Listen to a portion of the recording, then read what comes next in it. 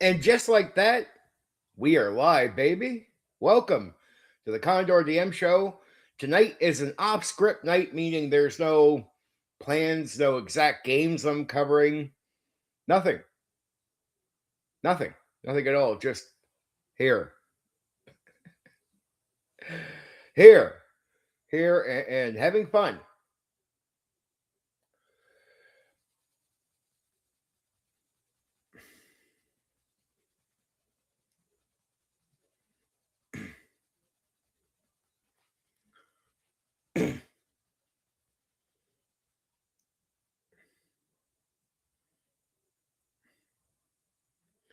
Quiet for a moment, giving people a moment to roll in type of thing.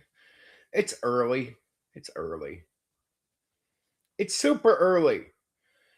Right? I don't give a lot of warning. I actually, the way I time my streams, if I can show up early like I do today, I just show up early.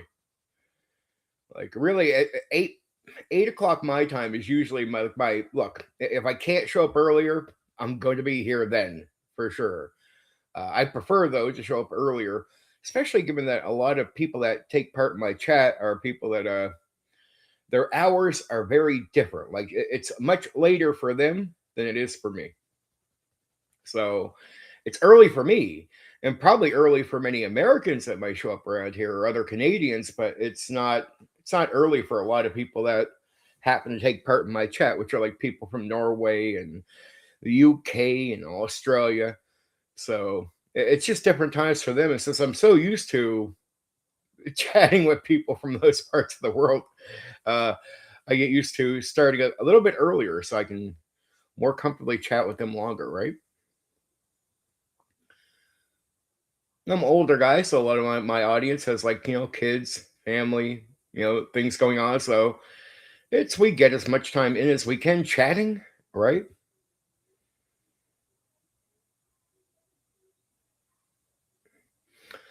I'll say this, you know, I've always noticed it's a constant for me, and I imagine other YouTubers have noticed this as well.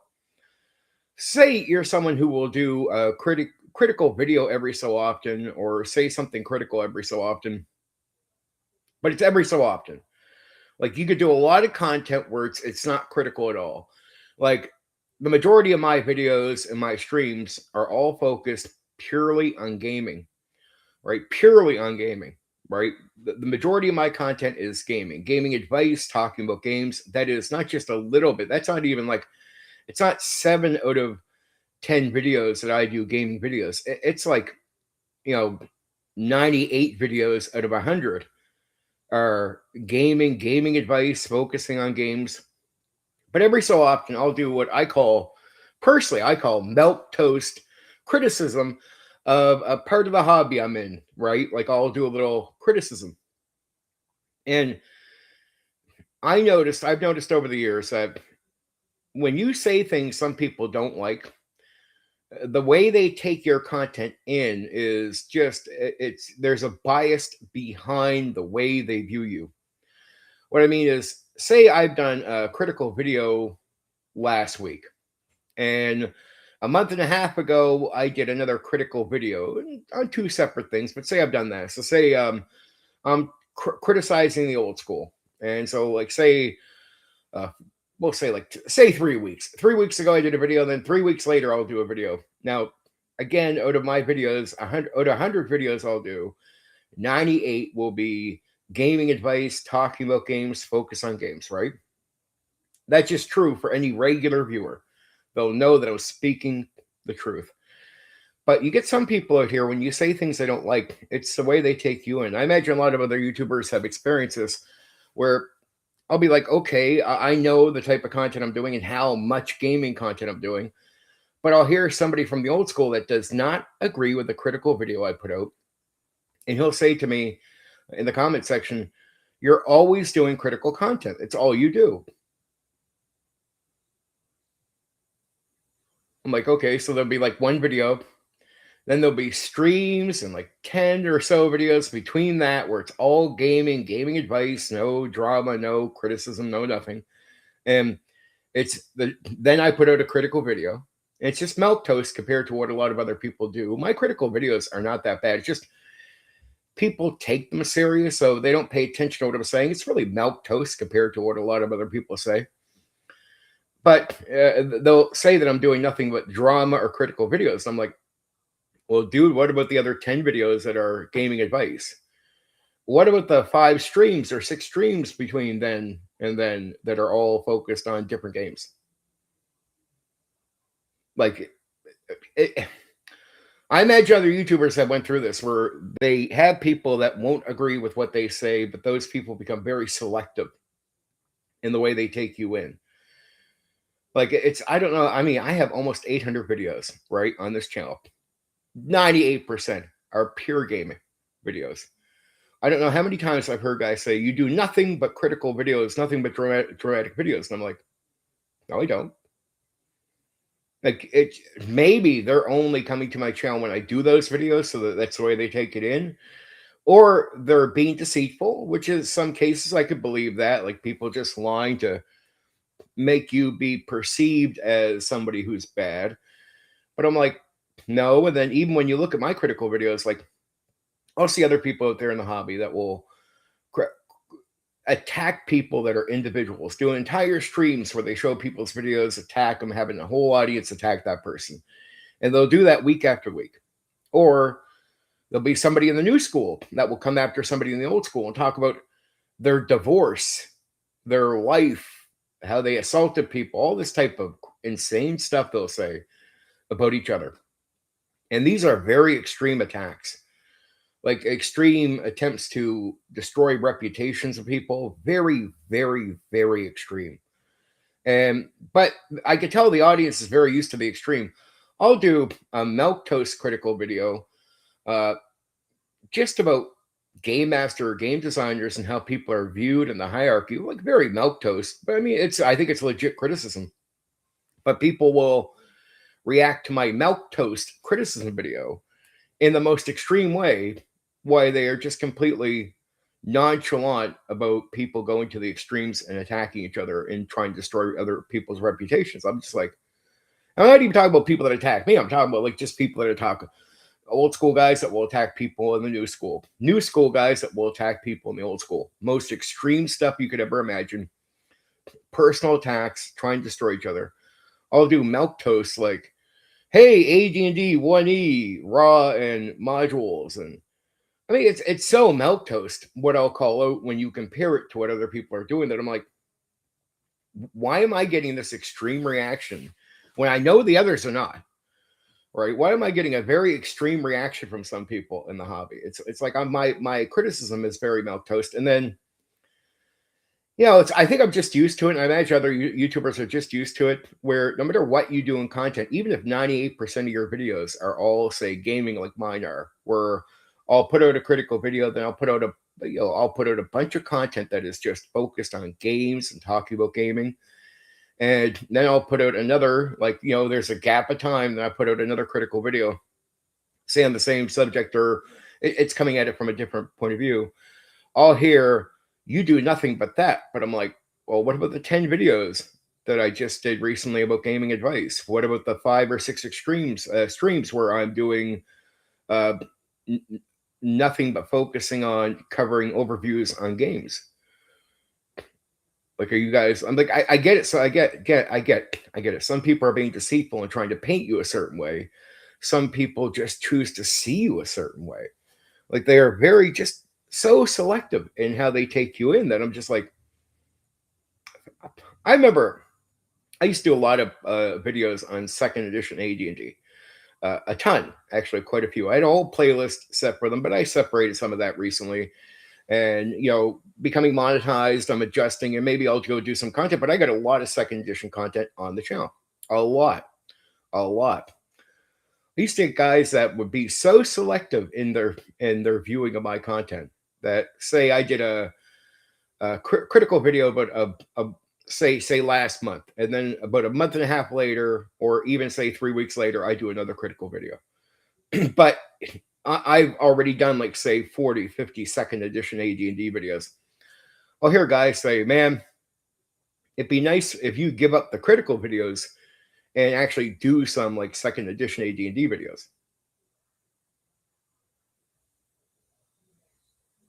I'm like, dude, I've done like 60 fucking AD&D second edition videos. I've done very few critical videos, and 98% of my content is purely focused on gaming and not criticism. And then my criticism is milquetoast. I don't talk about people getting a divorce. Like, I'm not a new school guy looking at an old school guy talking about his personal life and divorce. I'm not a old school guy putting up individuals videos and focusing on trying to destroy people's reputation, which when people do this, they know that's an attempt to crucify somebody on YouTube. Like, the intent behind it is to hurt each other, because if you kill the reputation of somebody, you can destroy them on YouTube. And each YouTuber will know this for sure. There's no innocence in what they're doing. Like that, what they're doing is just unforgivable. It's like stuff you don't forgive people for. Like, that's so over the top that you can't just casually say, you know what, I'll let that go. We'll talk anyway. If you have any self-respect as a human being, and somebody does that to you, like, they better get on their knees and ask for forgiveness, or they're cut off for life. That's a cut off for life action. Or even though people on YouTube act like it's nonchalant, nope, it's not. That's reputation destruction is how you destroy people on YouTube. It's not a casual thing. It's not soft. It's not throwaway. Second somebody does that to you, doesn't matter how casual they behave in their actions. If their actions are really bad, you cut them off for life. If not, you make them get on their knees in public and beg for your forgiveness. And if they don't want to get on their knees and beg for forgiveness, you cut that person off for life. That's how it works in the real world. Right? People think if they get on YouTube and destroy each other, and they can just act casual about it, and based on the way they act, the way they behave about what they're doing, somehow that dials back, how bad their actions are. It's like, no, it doesn't. I don't care how you fucking behave. It's not casual. You try to destroy somebody. That's horrible intent. That's monstrous intent. And you better get on your hands and fucking knees and beg for forgiveness. If not, that person should cut you off for life. Nothing chicken. It's basically, if somebody says, hey, Steven, you're a chicken for not going on that guy's stream. No, I'm somebody who has self-respect. That's why I'm not going on this stream. It's called self-respect. And either you're a real man and know what self-respect is, because a real man would, or you're a little boy who just doesn't get what a real man is. And that's fine. If you don't know what a real man is, that's on you, right? If you're an adult and don't know what it is to have self-respect when people go over the line with you, that's on you. That's not on me. And you won't set your immature standard on me, right? The reason I don't go on somebody's stream is because self-respect. But it's like, I'm so milquetoast that I don't get why the guys that will be out there trying to destroy each other in the most cruel way, people are just like, yeah, so what? But I sort of get it, because it's usually the audiences, they agree with most of what people are saying on either side, right? So let it go. But if you do a critical video where it's like you're saying things a lot of people don't agree with, it doesn't matter. Like, they are so blind to reality. I'm like, okay, well, what did I talk about in general? Game designers and Gary Gygax. Say recently I did a video where I'm talking about game designers overvaluing themselves. Now, there's a lot of truth to what I'm saying, because if you go back in old school and you were there, you would know that Gary Gygax understood that people that ran the game were going to be more important than him at the end of the day designing one, right? And old designers were very humble in acknowledging this. It's like, you need game masters, you need very talented people. What you do at the table matters more than what's in a book. And really, a game master could just make up rules as they go, and they really don't need the games. So the value of the game is not as much as you think. And Gary would say, like, I hope game masters don't realize that they don't need us. And so what he's saying is, I hope they don't realize that the game master brings more value to the table than the game, right? So that's what he was hoping. But this is at a time where people are very humble and real about what the hobby is and who's important. I can go against agendas. I can get really extreme reactions, but people just don't agree with what I'm saying. Like that's all it is. But it's the way they view it. It's like, hey, dude, is that really me attacking like individuals? Am I saying anybody's name? No. Am I saying something that's principled, that is a humbling position to have, a principled position to have from the old school? Yeah. Am I trying to destroy somebody's reputation in the process? No. Am I pushing against deceitful agendas? Deceitful? Yes. So my criticism in reality is extremely milquetoast. Soft. It's just, I guess, if you don't agree with it, somehow you take that. Like, I'm not doing what this guy's doing over here. He's going after somebody you don't like, say, right?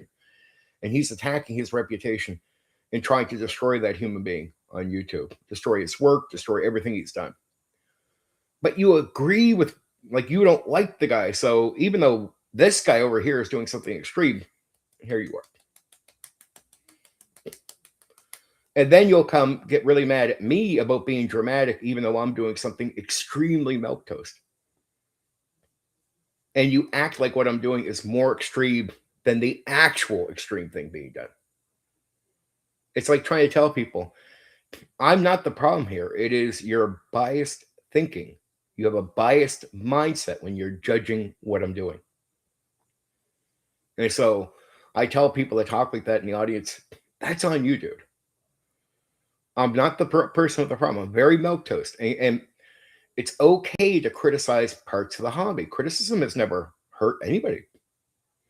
It's not about hurting people. It's about improving things. Like if there's a deceitful agenda and I push back, well, if you don't want me to talk, that's censorship. And there's a reason you don't want me to talk, because you don't want the deceit being called out. Now, if you don't like now, it'd be better if you didn't like people attacking each other and trying to destroy other human beings. That'd be great. But it speaks poorly about your character when you're okay with somebody trying to destroy somebody else, but you're not okay with legit criticism about a certain part of the hobby. It speaks very poorly about who you are. It's not the content creator that's in the bad there. That is the audience member who just you're showing very poor character in the way you judge people. You have a biased mindset and you're just not being honest. These things happen. And there are some people in the crowd of certain people that I don't think they realize that some people will use you even if they don't like you. So some people don't like me, but they'll use other people they don't like to attack me. It's like, okay, you can't take down that bigger YouTuber, but you might want to try to take down me, and that bigger YouTuber is coming after me. I put out some critical videos, a couple related to my dealings with the old school recently. And then last night I put out a critical video to do with the new school, like the WotC world. And there's a guy who seems to hang around in the old school audience. But I've warned people, I've told people this in the past. Sometimes there are people amongst you that hate you. They don't think they could take you down, but they'll use you to take other people that think like you down. Like it's a twisted thing. So like I'll look at a certain audience and go, well, that YouTuber and their audience, say politically in the hobby, are against woke, for example, or woke people. But yet some woke people will use them to attack me. And I'll know from the reaction I get. Like I'll put out a critical video about the old school. They won't care. They won't even say anything about it. And then suddenly when I put out a critical video of the new school, which actually the YouTuber over there that doesn't maybe like me and his audience it'd be the one video where they'd be like, they'll give me a off on. They'll be like, okay, that one's not so bad, Steven. But then there'll be a few woke people secretly hanging out in their audience that they just don't realize. It's like those guys that are in your audience that you think they hate you. They hate your audience, they hate you, and they hate me. Right? But they'll use you if you're attacking your own. So if you eat your own, these kinds of people will use you. So I'll get people that will not be mad at all about my criticism about old school, but they'll be mad about my criticism of the new school. Yet they'll be hanging out in an audience where it's like, wait, that audience and that content creator hate the woke. You're woke, and I see. And that's been happening in say not just in this hobby, but in politics for a long time, that you got to watch out really who hangs out with you. You got to be very careful about who just spins up into your audience, because they might look at it like, well, I can't take you, this content creator, or he's too big. I can't let myself be noticed by the audience for who I am. But if there's another person in his circle that has impact and he tries to eat that guy, like eat his own, they can get in on it. And it's for the sake of attacking more people that ironically think like the content creator, the bigger content creator. So it's like eating your own. You'll notice you'll get allies that are woke, but you might not even realize that they're like spun into your audience. They hate you, they hate your audience, they hate me too, but they'll use you and they'll use your audience to come after me. I have some guys that I know are straight up, they only react if I say something about WotC. So if I'm critical about WotC, they get mad. If I'm critical about the old school, they don't care. Now, if I'm critical in a way that seems that would be a video that might piss off the bigger content creator they don't like, but they can push that and get that attention on me, sometimes they'll be critical of those videos. But their intent is not to help the old school at all. They don't care. They're just here like, we'll help you eat your own. We'll help you destroy each other. Very, very deceitful people. Like, we'll help you destroy each other. I'm like, oh, okay. Fair enough. Insanity. I just got to check who might be chatting. I don't know. Probably nobody. Sometimes Restream filters out some of the stuff I'm dealing with. Moderation.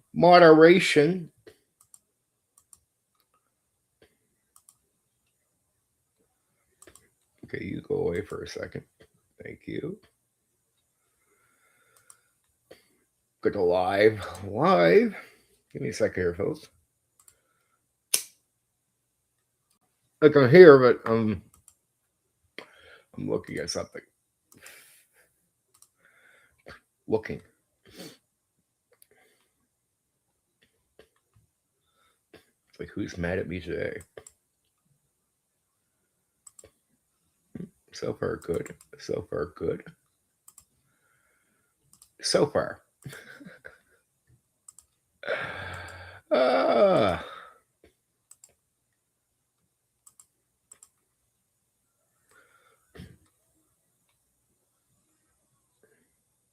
I like Arma 2 DayZ. I won't say too much about it, but I was watching a bit of old content from Frankie on PC.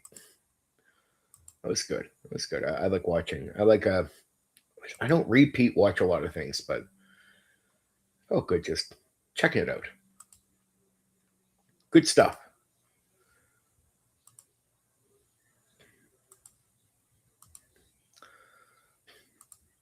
So let's see what I put out recently.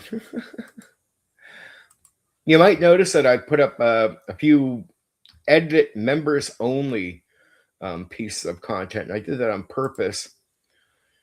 I won't keep doing it. So, like, recently I put up the Hollowed Earth Expedition, edited, Babylon 5 role-playing game, edited, and Savage Worlds, edited. Now, I did that on purpose. I want to show people what they're getting when I do members-only streams. Now, future member-only streams like the Stargate one, you'll never see that go public. So all other members-only content will never be seen public. Right? That's it. Like, you get those three, and they're just samples, because I could tell you I do members-only content, but I figure I use them as like a bit of like an advertisement, like advertise like the type of content you're getting and how much work I put into it and the effort and enthusiasm. Like, I go all in, man. And I wanted to show that up just so people know for sure that they're getting something good. It's just advertising the members only content. Just if it appeals to people, they can become members. So the next members only is July 8th. And it will be Stargate SG-1 role-playing game. And after that, I will be covering on July 22nd, the game Exalted. Very good stuff.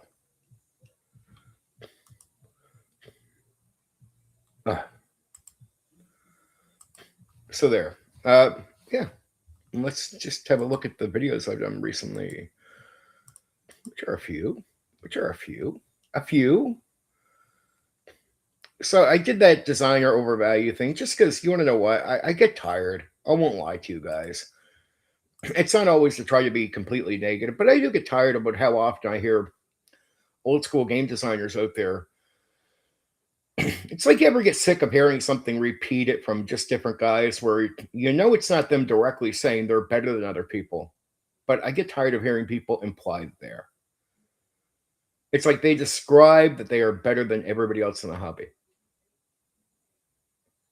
I'm like, okay, dude, that's just not true.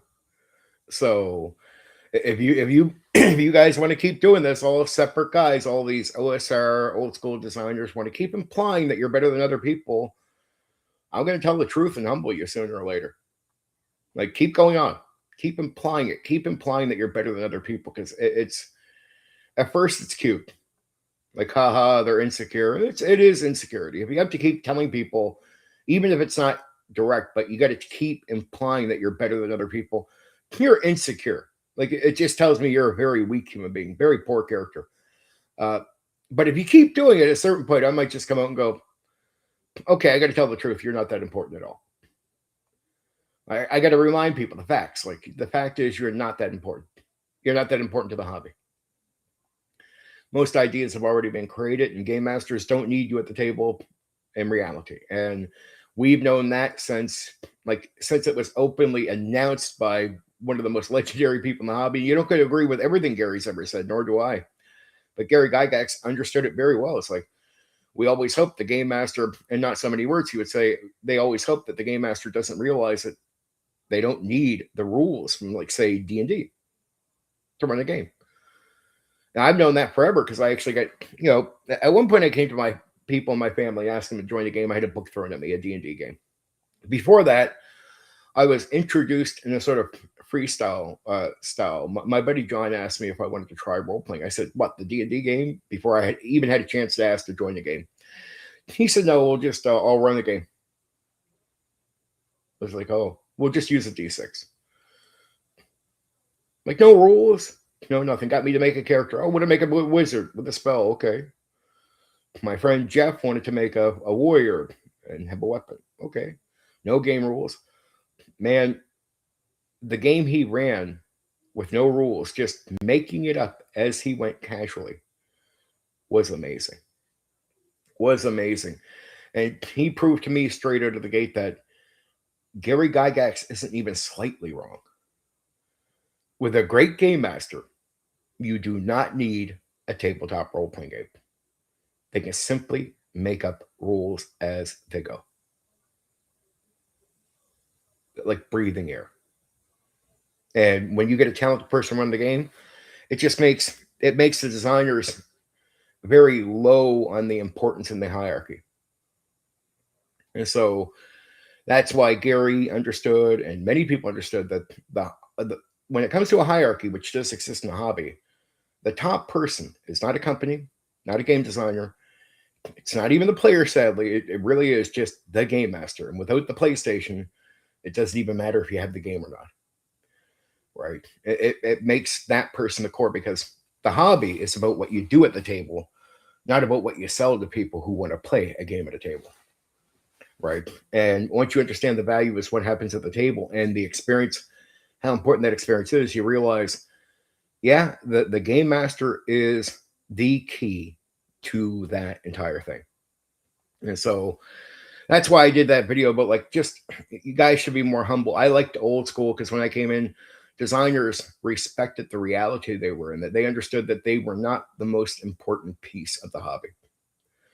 Right? So that's principle. That's critical principle. And just heard so many game designers, old school especially, almost all just old school guys. It's not that they directly say, "I'm better than you." It's just a powerful implication, always implying they are better. They are better. They are better. And in fact, they are not. And facts, as somebody has said many times out there, facts don't care about your feelings, right? It doesn't matter if you want something to be true. If it's not, it's not. And so it's just reminding old school guys, you should be more humble, be more real. We already have a very humble history of the reality of understanding things. The game, what you do at the table is the most important thing, not the company, not who's trying to sell you material. Will be a bit on now, still family life that prevails until I return raid a bit later, just signing in to pay respects but non-violent way. I love you, Black Rose. You go do your thing, kiddo. I'll be here. I'll be here. Just chatting. Just chatting. Just talking about some of the recent content I've been posting up. Right? All my milk toast criticism, stuff like that. Things that should not make people angry with me, but they are. But they are. They are. They are. I'm almost done the full editing on the Skullhorn thing, so very happy about that. I got a ton done. I'm just like I'm halfway through the monster list. That's really just the what I'm doing now. All the rules and that adjusted. I'll do one more consideration overview on some of the things after I'm done, but like just the edited on the work, I'm very happy. So that was the designer thing, not that important. And then the echo chamber, like I just wanted to show people that well, people will get mad if I do criticism on the old school and they think I'm attacking the old school. I'm like, no, I do criticism because I care about the old school. They're like, well, why don't you criticize the new school? Well, I'm not doing that. I hear you. I'm not doing that to. I don't. I'll be real with guys. I don't care about the new school. I don't think it's my responsibility to go fix the new school. But I don't avoid it because I hate the old school. Right? It's my criticism is all milk toast, but just focus on caring. Like just having honesty. I think honesty is like a very key thing to a healthy part of a hobby. And we had it. We had it in the old school at one point, and now we have a lot of deceit and agendas. So I like to push back against that, not attack people, not do all that stuff. But I did a video last night on the new school just saying, here, just let me clear the air. I'm not a fan of the new school stuff. Because they'll accuse you of stuff they're doing like a gatekeeping. Well, I gatekeep at my table. The new school, WotC people, gatekeep an entire part of the hobby. I know this because I went around to new school groups, like all kinds of WotC groups on Facebook and Reddit. And if I slightly said, like, if I notice them saying old school is bigoted, I'd be like, I was there in 1987. Like, we were the most accepting people you'd ever meet. Banned. Just a statement like that, banned. If a Facebook group knew I had said I was conservative, one group just said, well, we don't want conservatives here, ban me. Okay, well, I never mentioned that in the group. They just knew that from me saying that out loud as an answer to somebody asking me a question on a completely different platform. So WotC's crew from 3rd edition, 4E, and 5E, those people, they'll accuse you of what they're doing. It's all projection. So I get a little ticked at that. Like they'll say, you're gatekeeping. I'm like, nope. Old school gatekeeps their individual tables. We do not gatekeep that part of the hobby. And how do you know? We have many people that are considered liberals and somewhat leaning left that partake in our streams and conversations and panels and everything. But if you go to one of their groups, like say on Facebook or Reddit, just say something, or even if they know, like, oh, you answered, you're conservative, we banned you. Or here's another trick they do. I joined 2 WotC groups where they let me join. Okay. So I start, like I'll post a statement or so, but I'm posting my videos because you're allowed to do that. And of course, I'm there to share my content. There's nothing wrong with that. I don't spam. It's every so often I'm posting a video, and if they just let them through right away, the videos would only come up every so often. Not 2, not 10, not nothing like that. And other people are posting content, so I'm doing it. And I would notice I go back after like a week, post new videos like, oh wow, that one I posted before is pending. But I'll notice they've already approved like 20 other, 30 other posts between the one I put up and the new one I'm coming to. I would think, well, maybe there's a reason. I'm not going to bother questioning it. And same thing would happen on the other group. It'd be like pending, but still a whole bunch of posts already approved. So I know they've seen it, but I'd post anyway. But it would all go into this approval factor. So nothing posts instantly. You have to have a post approved. And I said to myself jokingly, I'm not going to complain to the groups. I'm going to see how long this takes. And I'll make sure every time that I'm going back, I'll check to see if they're posting. So I would go to the group on Facebook, pending. Okay, that would be one. Next week, new video, pending. Next week. On one Facebook group for WotC, I got up to the point where there was 14 pending posts. And in total, they had allowed over 100 posts between all mine from other people. And I said, I finally said to one group, I just said, like, dude, are you going to let any of my posts go through? And they pretty much the moderator I talked to just said, no. I said, dude, I've even just commented milk toast comments that have nothing to. He's like, we just don't agree with you. Agree with what? I'm only talking about games. And I would only post the gaming content. I would never post where I'd have an opinion about politics or anything like it. Nothing like that was even slightly shared. Like in some streams, I said the odd things, but I made sure just none of that. It was just pure content on the gaming.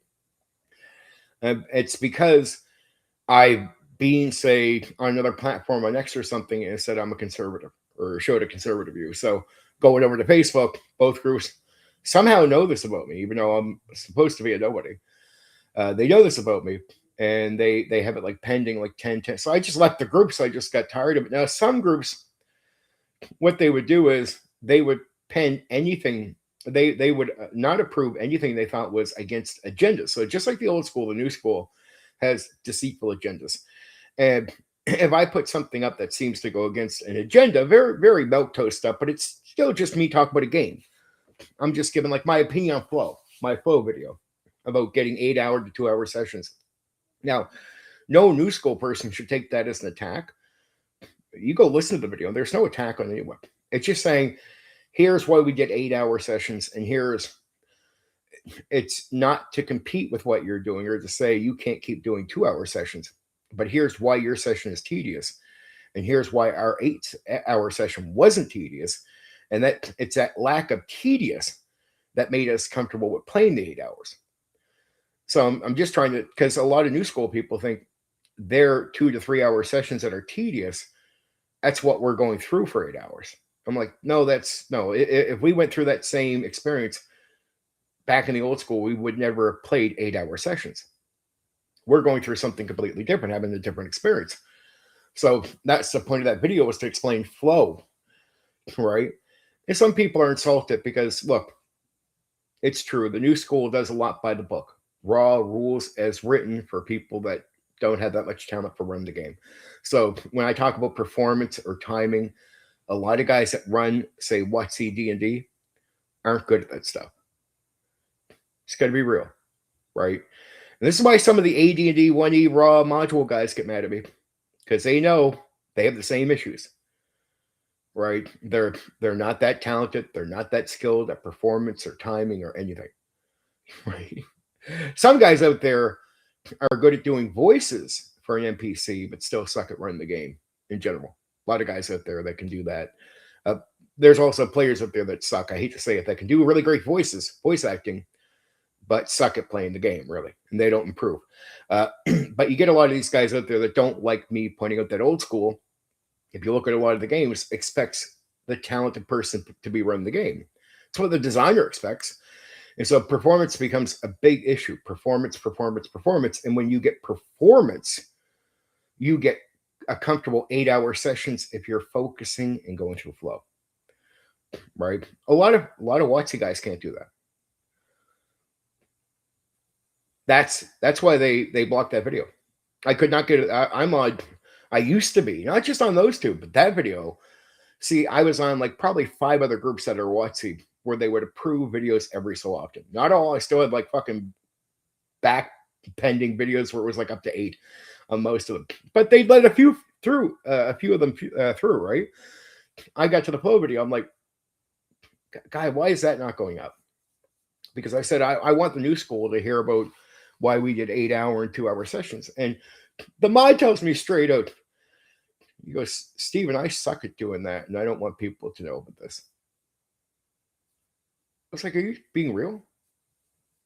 He's like, yeah. I'm like, dude, you're lucky I don't just take a snapshot of this and share our conversation with other people. You're lucky I'm not that type of two-faced piece of trash on here. And I said, there's a lot of trash on here that would take the conversation I'm having with you right now and show everyone. You should be lucky I have some respect to talk to you in private. I'm not trash. And for that reason alone, you should let that video go through. Oh, it makes me bothersome that happens. That I was explaining something where it's like, dude, I get you're raw. I get it. I get the raw thing. I get that this is hard for you. But don't you want people with potential talent to know about this stuff? Like, can't we just be honest about these things? Nope. So a lot of the guys from WotC groups will not let my flow video be seen by people. It's a shame. I was in like a whole bunch of WotC groups, especially on Facebook. Now on Reddit, I tried to join like 8 of them, and I guess like 7 of them knew that I had talked about being conservative on X. It's like, I'm like, how do you guys know this about me? Because I'm told that I'm a nobody, that nobody knows who I am. Oh, we know who you are, and you're gone. Like, I don't know how you know me. I'm told by everybody that I'm a nobody. And same thing with the Facebook groups. Every group I was joining knew who I was. I was like, how the fuck do you guys? I'm told I'm a nobody. How do you know me? Right? But this is what happened. So that was my experience with the new school. And so they gatekeep. They don't just gatekeep their tables. They gatekeep an entire part of the hobby. Like, it is the most unwelcoming part of the hobby I've ever experienced. So I heard one guy, because I put up a critical video about the old school. He comes over and says, well, we're not like the old school. We're way more welcoming. He's a new school guy. And he says this comment on my video. I'm like, oh, man, you are so full of shit. Let me tell you the truth. No, let alone, well, the truth is the old school was the most welcoming. And the new school, the WotC groups, it is the most unwelcoming part of the hobby I've ever encountered in all the decades I've been in the hobby. I've been in the hobby since 1987. I've never encountered another part of the hobby that is as unwelcoming as the WotC 3rd edition, 4th edition, 5th edition part of the hobby. Those groups are the most unwelcoming people I have ever encountered in the hobby in my life. So when they'll reflect back they'll project onto you what's true about them. So even though we only gatekeep in the old school, we just gatekeep our just individual tables. In the new school, the WotC moderators, especially on Reddit groups, Facebook groups, they gatekeep that entire part of the hobby. Like, complete control. Now, I'm not saying the old school doesn't have. The old school used to have this issue before there was YouTube and before there was YouTube. You go back to like Greg and Split the Forms and all that. The old school was just as guilty of censoring people out of the entire dialogue and conversation. So the old school is not innocent in this. And if many of them, if they could still control that gatekeeping, they would. There was extreme gatekeeping in the old school until YouTube broke their back, right? They just can't control YouTube.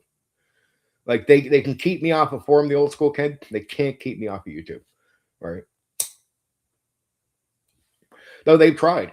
The old school it's not the new school that's reported my channels and got them all deleted. I got 3 strikes from old school guys reporting my channel. They have reported my X accounts. This is old school tabletop role-playing game people. Not new school, trying to censor me. At one point, and they deny it to this day, when Schreiner was alive, they deny. They hate me for calling it out. but I just did. I'm sorry, but it's just the way it went down. It was the one time where one of these old school guys thought I really didn't like Chandra. And just because I don't like somebody, I'm not corrupt or despicable. I'm not like trash. And when Chandra was alive, because they thought I didn't like Chandra, they thought I was as two-faced and corrupt as they are. So I had one of the guys come and ask me straight out, like, you want to help like report Chandra? No. Like behind the scenes, I like Chandra a lot. We talked a lot privately without people knowing. But in public, we would have a verbal war. No matter what Chandra said about me, he's never reported my channel. He's never reported anything I've done. Like when he was alive, he never did any of that because we just weren't like that. We'd have a verbal clash in public, but it was that innocent. It was like you had your clash and you moved on. I liked that with Chandra. No matter how many times we had a clash, it was clash and move on, right? I thought that was healthy. And if he said something, I could say something back to him without him doing a vulture thing straight.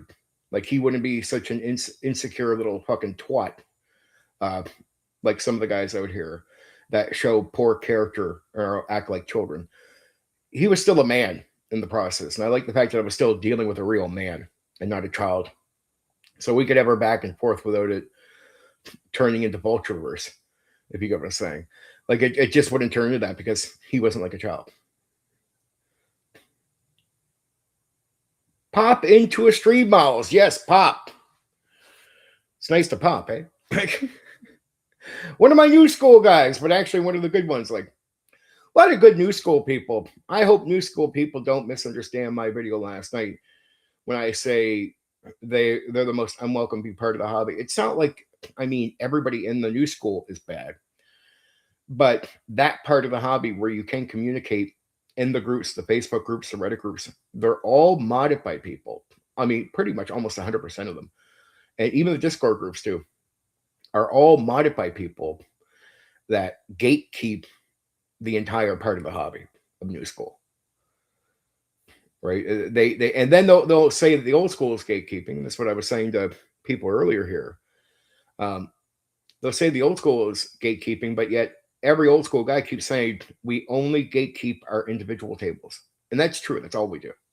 We decide who gets to play with us, right? But in the new school, you actually go to their open groups. And I mean, their most popular ones too. And they're modded and controlled. So you can't even take part in the conversation. I'm glad the old school, it used to be like that with just the force. They're not like that now.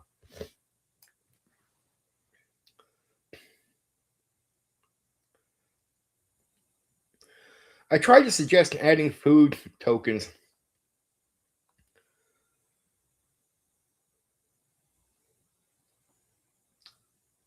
Well, I don't know.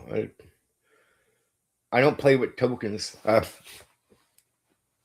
If you threw that at me, I'd look at you pretty funny. See, I don't know, Miles. I know that I have to be real with you, dude. I love you, but they might have had a point. What are you talking about? Food tokens? You'd have to give me more than what you're just saying there. What does it mean? What's the purpose? What's the benefit to the food tokens? You have to explain. That needs way more, if not so far just on the vague assumption. Your friends might have been right on that one. Oh, with the stuff we talked about. Yeah, that's just laziness, dude. You just need better people to game with. But I mean, hey, if you choose. See, I have a rule. I never let people control. What do you mean, Steven? It means I'll tell players, well, we don't want to do that. Well, okay, I'll go watch grass grow. The game's over. I'm not running the game for you. If I was a player, yeah, we're doing this. Well, okay, then I'm not playing. I'll go without a game. Period. Oh, you won't play? Yeah, I won't play. Either you adjust or I won't be at the table. Your choice. Again, as a player, I go watch grass grow. As a game master, I go watch grass grow. That's it. I'm not saying that I need to have control over everything, but there has to be a reasonable center. And it's not that I'm looking to be master of everyone, but if there's no meet in the middle for things, I'm gone. Like if we can't meet in the middle here, if it's all your way and or the highway, well, guess what? I'll choose the highway. Goodbye. I'll go watch grass grow. My point is, I wouldn't watch great, but you get my point, Miles. My point is, hey, we can't try something different because you won't do any of these things. No, okay, I'm gonna hop. But dude, don't you want to role play? Yeah, but I want to enjoy what I'm doing, not be here so you can enjoy what you are doing. Because it just turns into using me. Well, we can't meet in the middle and try something I want to try. Well, okay, now you're just using me for your fun. Okay, I'll go. Goodbye. If you want to adjust, I'll be back. And if you don't adjust, fair enough, I'll be gone. And I'll go do something else. Literally, just go do something else. Just basically look for other options, check out what's online, see if anybody's putting out there that they want to play in your local area. And even if you can't find it, so be it. Watch grass grow. Like that's where you just got to put your foot down. Like you just can't like people use you. Like it's like I'm sorry. Hey players, we all want to. Like players tell me they all want it their way and they don't care about my enjoyment. Okay, I'm gone. Not running the game for you.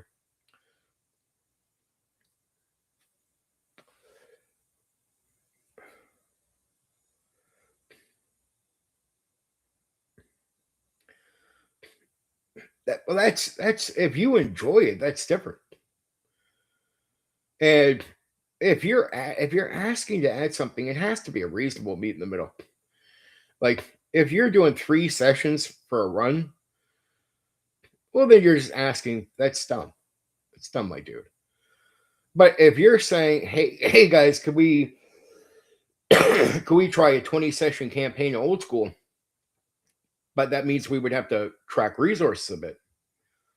Okay, that's what we talked about. Trying to get food resource tracking into a 3 session thing, it's just dumb on your end. That's not a lack of meat in the middle. So basically, what I'm saying is what you just said wouldn't counter anything I just said. Because I wouldn't make an unreasonable demand. Like I'm saying, meet in the middle. That's an unreasonable demand. Let's track food over 3 sessions. Like, dude, it's 3 sessions. Nobody's tracking food. Like nobody's gonna care. If I do a one shot of 1 or 2 or 3 sessions, old school guys would be like, yeah, okay, we got the rations to go. Do we even have to mention it? Even the old school guys would not mention it. And these are guys that are very core on wanting to track resources. Wouldn't care about food too much at that point. So it has to be, there's a lot of game, like when we talked the last time we talked about resource management, it has to do with old school gaming. Old school gaming, we're talking like 20 to 50 sessions. Like, dude, so that has, you're asking for something alternative than what we even talked about. This has no relation whatsoever to what we talked about. Right. So that's on you. Yeah. Your friends properly taught. You shouldn't even toss the idea. You should have considered that. I don't know, Miles. I got to get you on you a bit about that. Like food tokens for 3 sessions. Like, dude, no, it's even old school guys wouldn't do that in old school gaming. And we're the guys that do resource tracking. So you're asking for something completely different.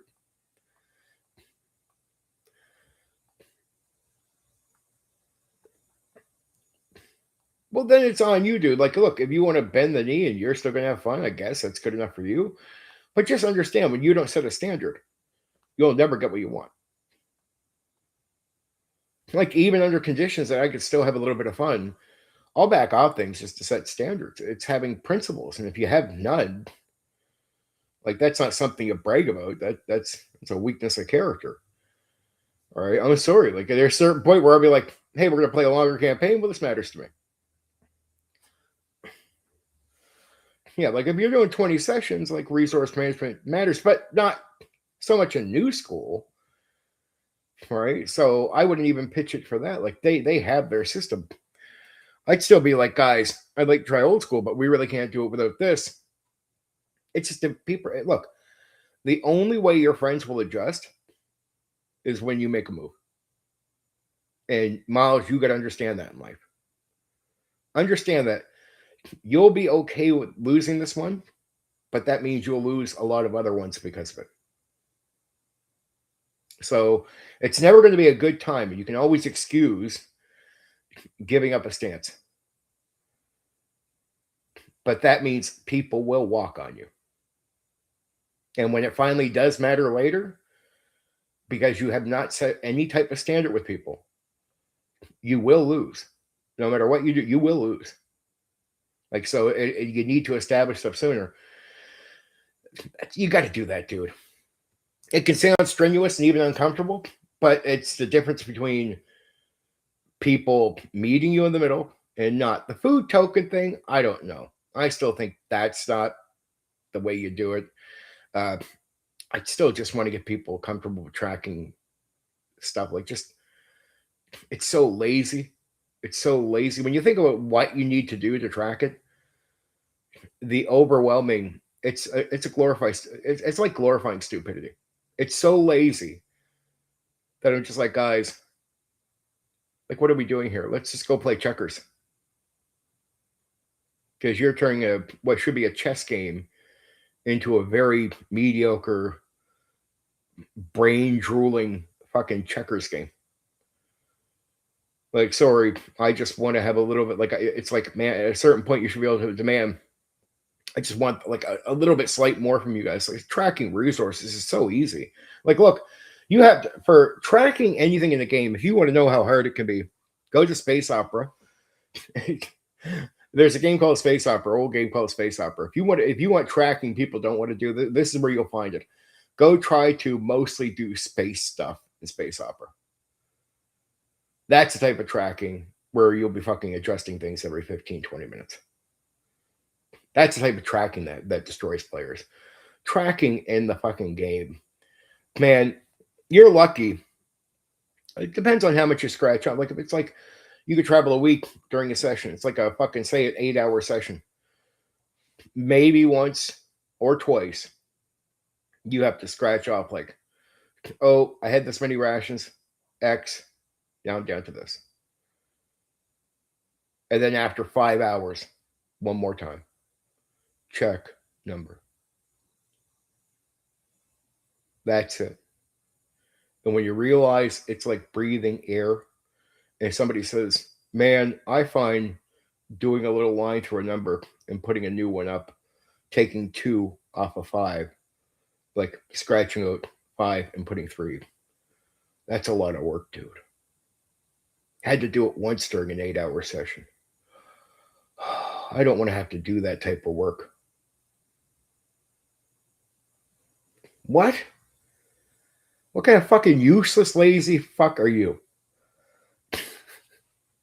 Like, when you really consider, when you break down what you're doing, it just, I mean, dude, if you got, like, say, a water skid, and it said you have worked out with the DM that will last you 5 days. Okay, 2 days go by. You got water skid, 5 water, scratch 5, put 3, line through 5, 3. On a little notepad where you have a little note thing with your character. And you got to do that once over so many hours. Maybe twice if a couple more days went by. Over hours. That's resource tracking, dude. If somebody tells you, well, there's easier ways to do it, I'm just like,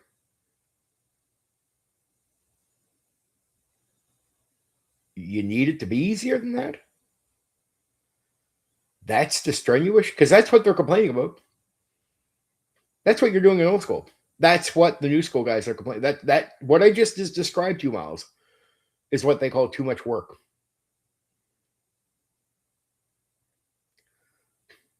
Miles, tell me. You tell me. There's a 5. You gotta say a pencil, right?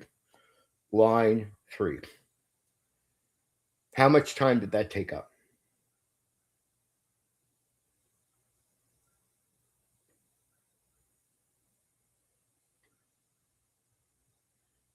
Or You have 12 arrows. You lost 2.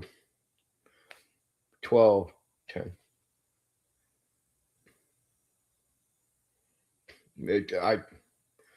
I think you get it, but when they say it takes up things for time precious, line over the 12, 10.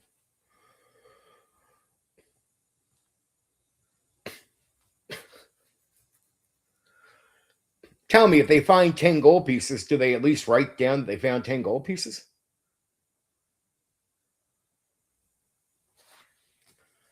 It's when you understand what resource tracking is, and you explain in detail what people are doing. It's just the idea that when I hear, man, we have one guy in the group that tracks all this stuff for everyone. I'm like, you need that? Is that even required? Dude, really? Players, like, look at the work the game master does, Miles, and then look at, like, this is work for a player. Imagine how lazy you have to be. You take 20 minutes, sometimes less, making up a character.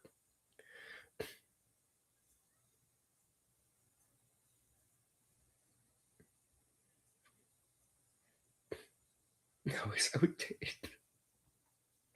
Basically, here's what they're telling you, Miles. They want to be lazy. It's all it is glorifying laziness. That's all it's happening right there. It's a complete glorification of laziness. I hit the fan. Sorry, I have a little fan on. Bang! But it's a glorification of laziness. That's all it is. It's like, dude, you're in a mind game. Like, can't you think for like a second? Like, god damn.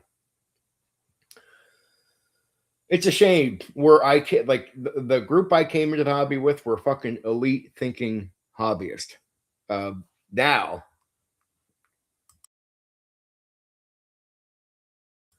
it's like now we have brain dead zombies trying to play the game. Like, no wonder they got to do raw rules as written. I'm like, yeah, the book is going to have to run the game because that guy can barely speak. The idea of creativity or thinking, out the door. No wonder you roll dice instead of searching rooms. No wonder people roll dice instead of speaking in character. Like, I heard Mike Merles finally say something old school, like, "Oh, you should role play first." I'm like, dude, you have made a game that has attracted a crowd of people that can barely think. Like, we have a hobby that is made up by a majority of people with extremely low IQs. And we have to accept it. It's just a reality. Like, if you could think, you're not going to be that lazy. It's a standard that you can't even blame the company, because it takes the people in the hobby to allow that standard to become normal.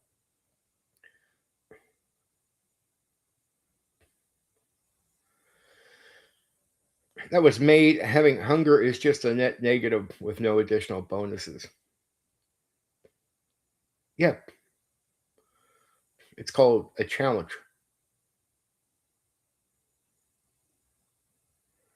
Imagine when you paint challenge, like, oh, there's a challenge in the game. What does being challenged have to do with playing the game? Well, are we doing a stage play, dude? Is this drama class or are you playing a game? The challenging aspect is challenging because it's a game. Like, some challenges aren't there to make your day better.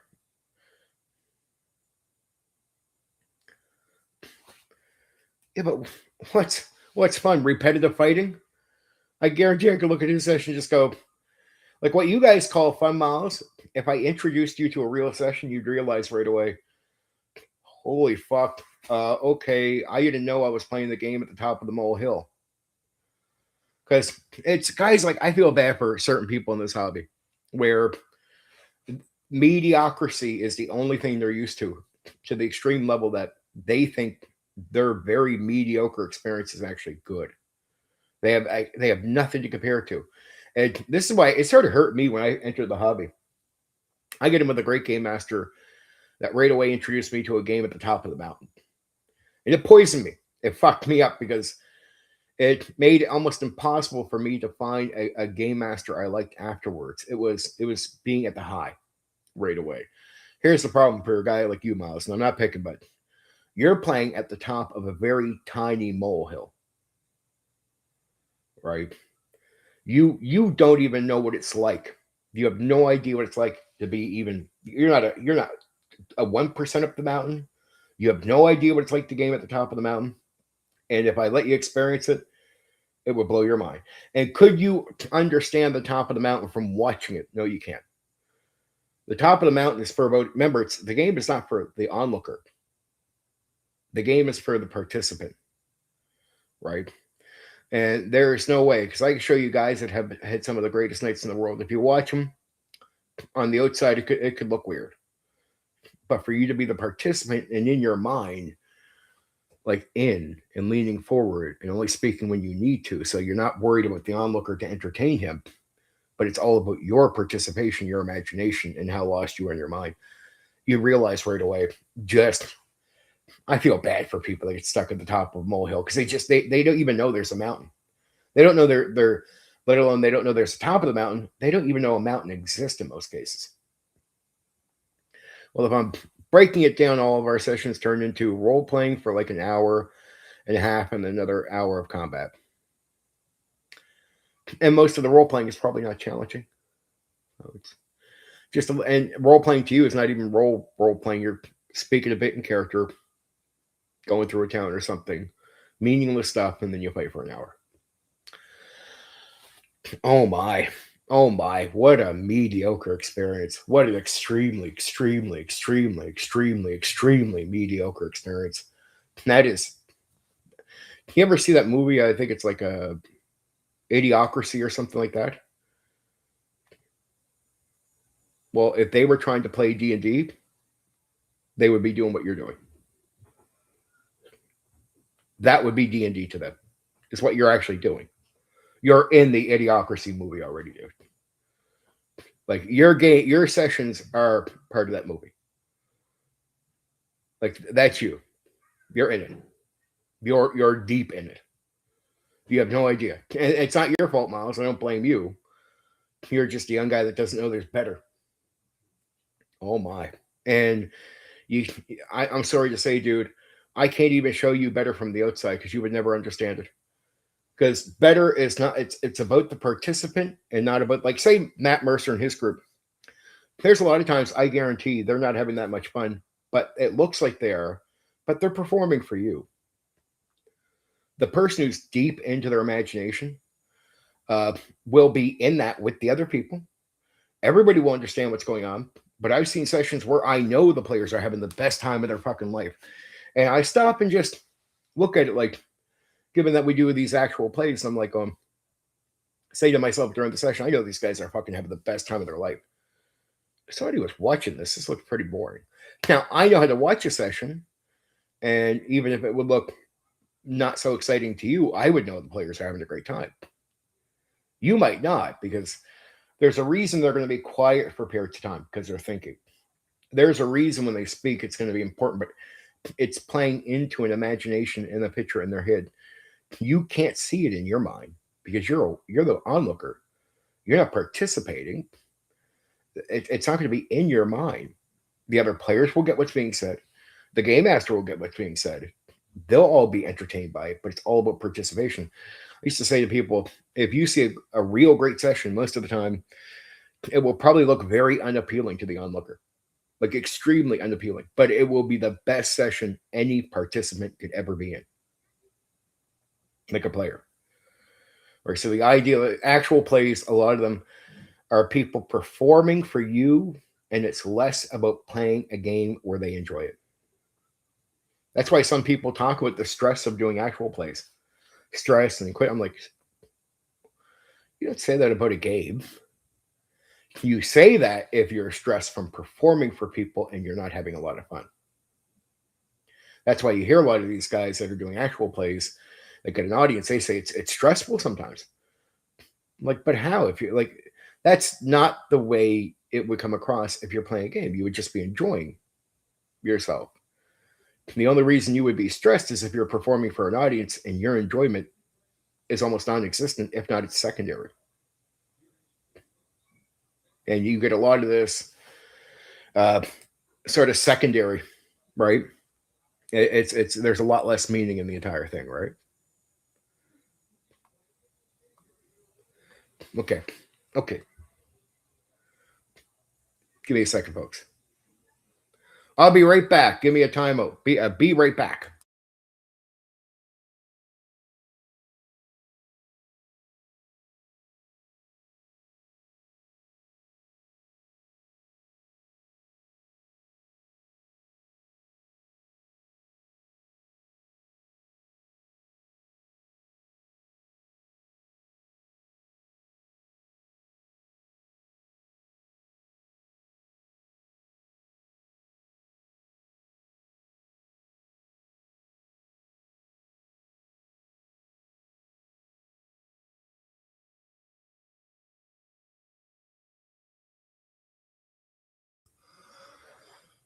I am back.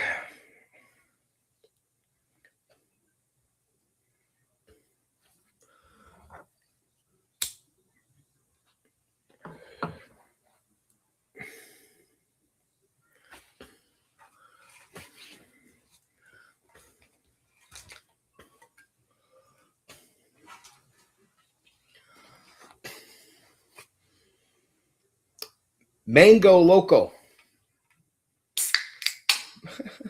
Mango Loco.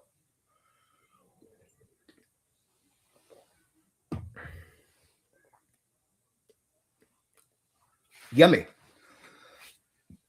So yeah, it's a shame. Shame, Miles. I don't mean to tear down what you're doing, but I get that you have a bit of fun. But I would love to drag you into a session. It's not an ego thing. I'm not trying to attack what you're doing. And I hope you're really having fun. I really genuinely do. I want to be clear on that. But if I could if I get you into a real session, man, that would be wonderful.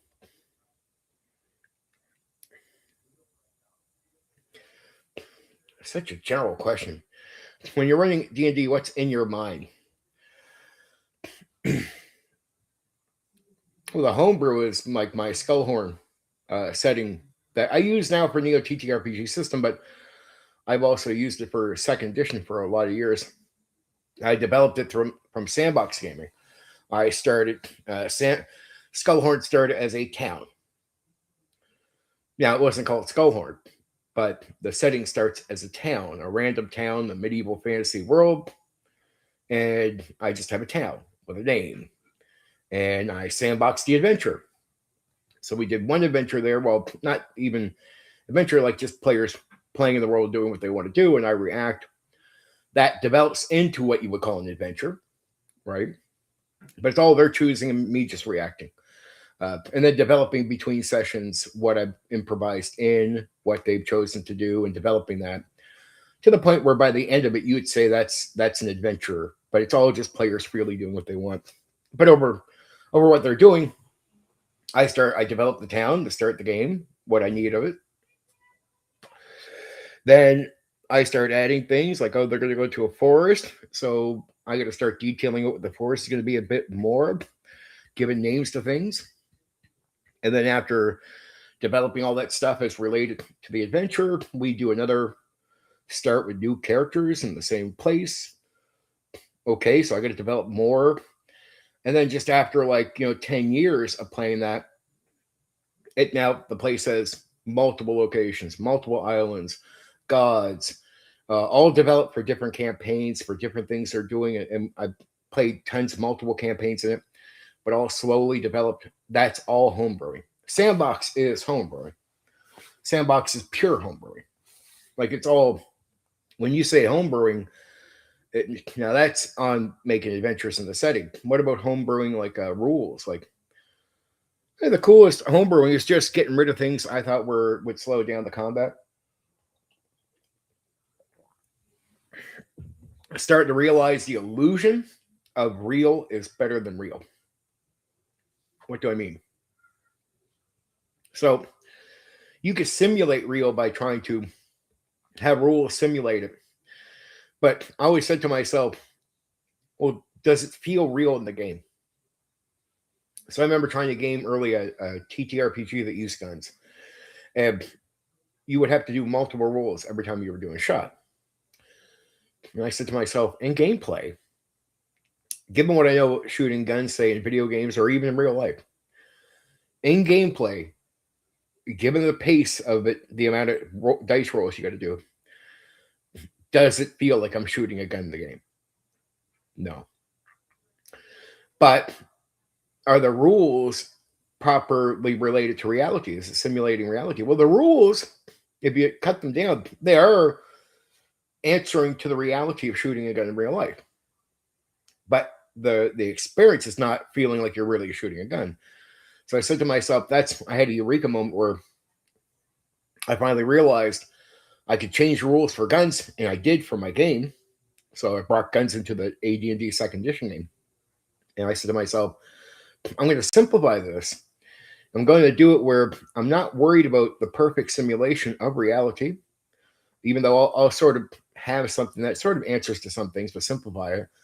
I'll worry about the feel of real. So it's like I want it to feel real when you're shooting the gun in the game, like it's real, than it is, say, other than that.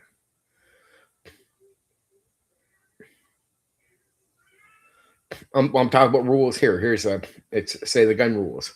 So homebrewing guns is the coolest thing I've ever done because it changed. Like that concept I took into my Neo TTRPG system.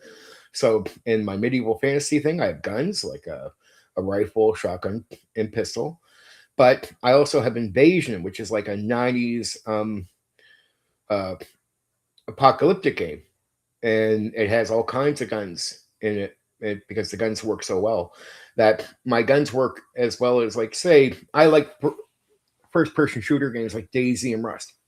So I said, look, we're playing a tabletop role-playing game. I could never get it that clean, have it shooting off like that. But could I get a game where you're playing with guns where it feels like it's such a fast pace using the guns in the game for the players that it feels more like the first-person shooter than, say, trying to simulate every possible thing with a dice roll. Right. And I get it down to where I feel like you can be shooting the guns off in the game. And I game tested the Invasion to hell. Like, oh my fuck. The gunplay is awesome. Dangerous. But you don't just die. You can potentially die in one shot in the game. It is made like that. But my game is where combat's dangerous. It's still very flexible. Like, even from the start, the game is just made where you can potentially take an extra hit or two. But it's not like a blow-up superhero game like, say, WotC. You're not that protected. Because there's this old school view of you can still die right away. You can still all this happen. But are you still flexible enough that you can take a extra hit or whatever? Stuff like that. Yeah. So it's a balance. It's a balance between it's not as protective as WotC, so it's not overkill, but it's definitely a little bit more flexible in some of the old school games, right? So it's combat doesn't have to be over instantly. It can last, but it can be very dangerous at the same time. So I feel like, because I've game tested the shit out of the Neo TTRPG system, I feel it's extremely flexible. Combat can last and go and kick ass, but it can still be very extremely dangerous at the same time. And it's more like potential danger than guaranteed overkill your shot in one go. The potential of getting shot in one go and dead, it exists, but you have to roll in a certain way for that to happen. So there's no guarantee that's going to happen frequently. So there's a good chance you can take shots, and there's bulletproof this and that, and just ways. And all that. So it's very flexible, but then when you get down to say you have lost your hit points and going to die, there's no three rolls before you're dead. So it's a balance between flexible and dangerous. It's something I feel like most games don't have. Either they're very dangerous, even the newer games, where you just die right away, or they're too flexible. Like WotC is too flexible, right? So I wanted to hit a middle ground. I figure most games don't touch, and I really feel like most games don't touch, right? Even the games where you think they touch, still very dangerous, right? Still, Savage World's not bad, still extremely dangerous, right? Very quick death, right? Possibly. Rollmaster, even though you can be degraded now, as anybody who ran Rollmaster would know, or Chartmaster as they call it, still good chance you die right away. Like it's very dangerous. So it comes down to me finding the flexible middle, and I figure like I feel like I found it. But it's how do you be flexible, and then when you get to the death part, do you continue to be flexible to the point it becomes overkill like WotC? I'm like, no. And I'm even more flexible than WotC. So overall, you could probably take an extra hit than say WotC would allow you, right? But the balance part is, even though you could probably take an extra hit in my game, like there's more meat on the bone than there is a WotC character. When you get down to the death part, there's like one roll that can save you, and if you fail it, you're gone, right? So it's that's where I'm not flexible. So it's more flexible. There's more meat on the bone of the character. But then when you get to guns do a lot of damage. So I mean, of course, still flexible again in almost any game with a gun. Like one shot, most games, one shot will kill you. You could definitely take more than one shot in my game most of the time, unless you're against like an assault rifle and you're hitting burst. Burst shots can just blow you. So I mean, there's certain types of shots that can do you, and then there is like a rocket launcher and invasion, and grenades, and that stuff can blow you the fuck up. So you got to be careful of that stuff. Right. So there is grenades and RPGs, and they're as dangerous as you would think they are. Because remember, the illusion of real. So great grenade can blow you up if it's right beside you. A grenade in the invasion game can blow you the fuck up. You get shot by a rocket from an RPG thing, you're fucked. You're done. You're dead. So guns. Figuring out guns was my magic.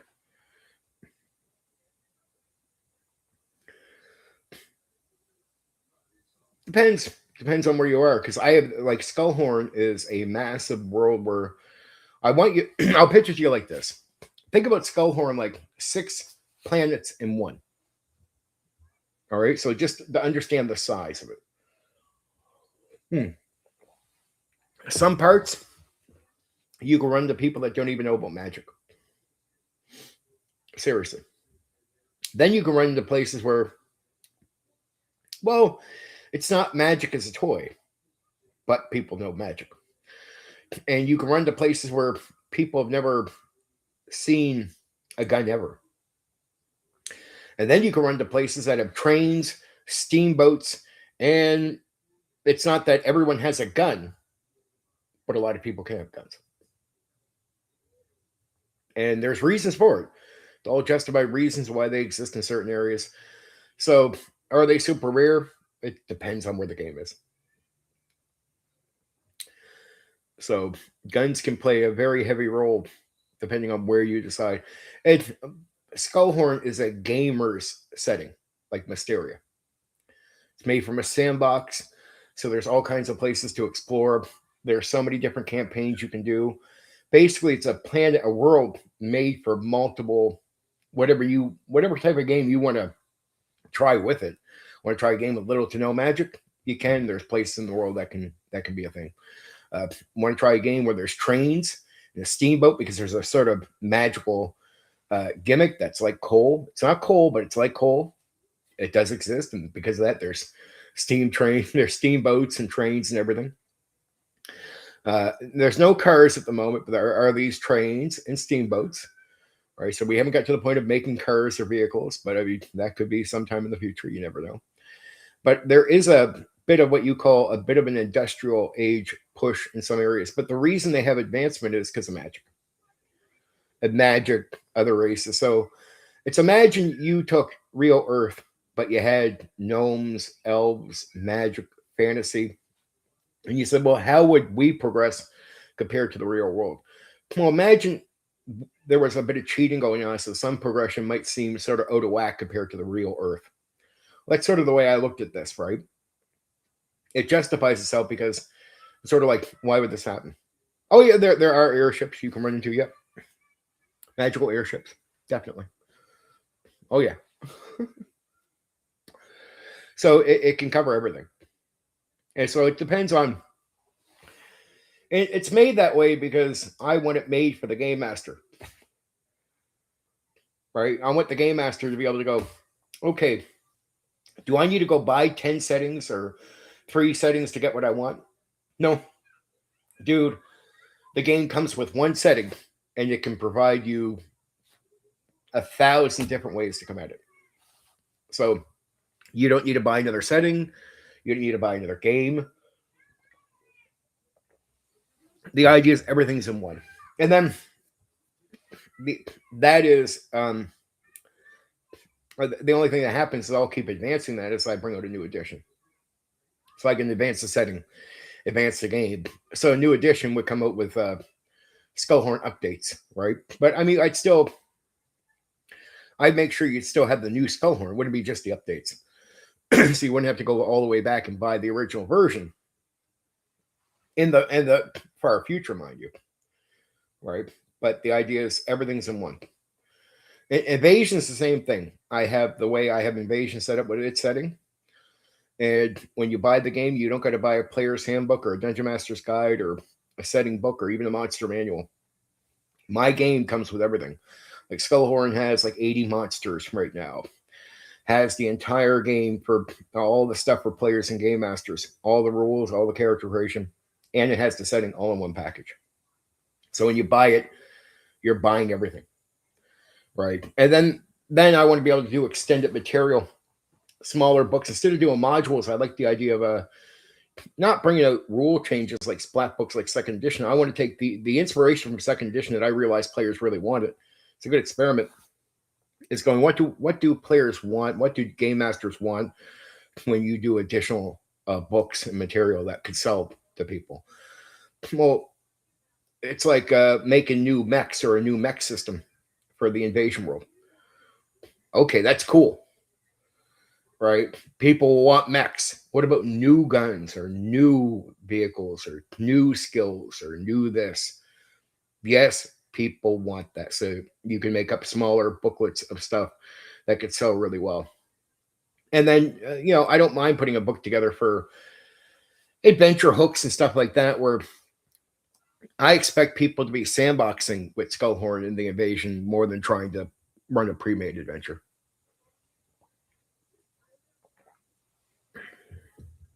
It's not hard. I give all the tools so you can improvise everything. So I want people to do that, right? But yeah, I don't mind doing like extra material on airships, which I have.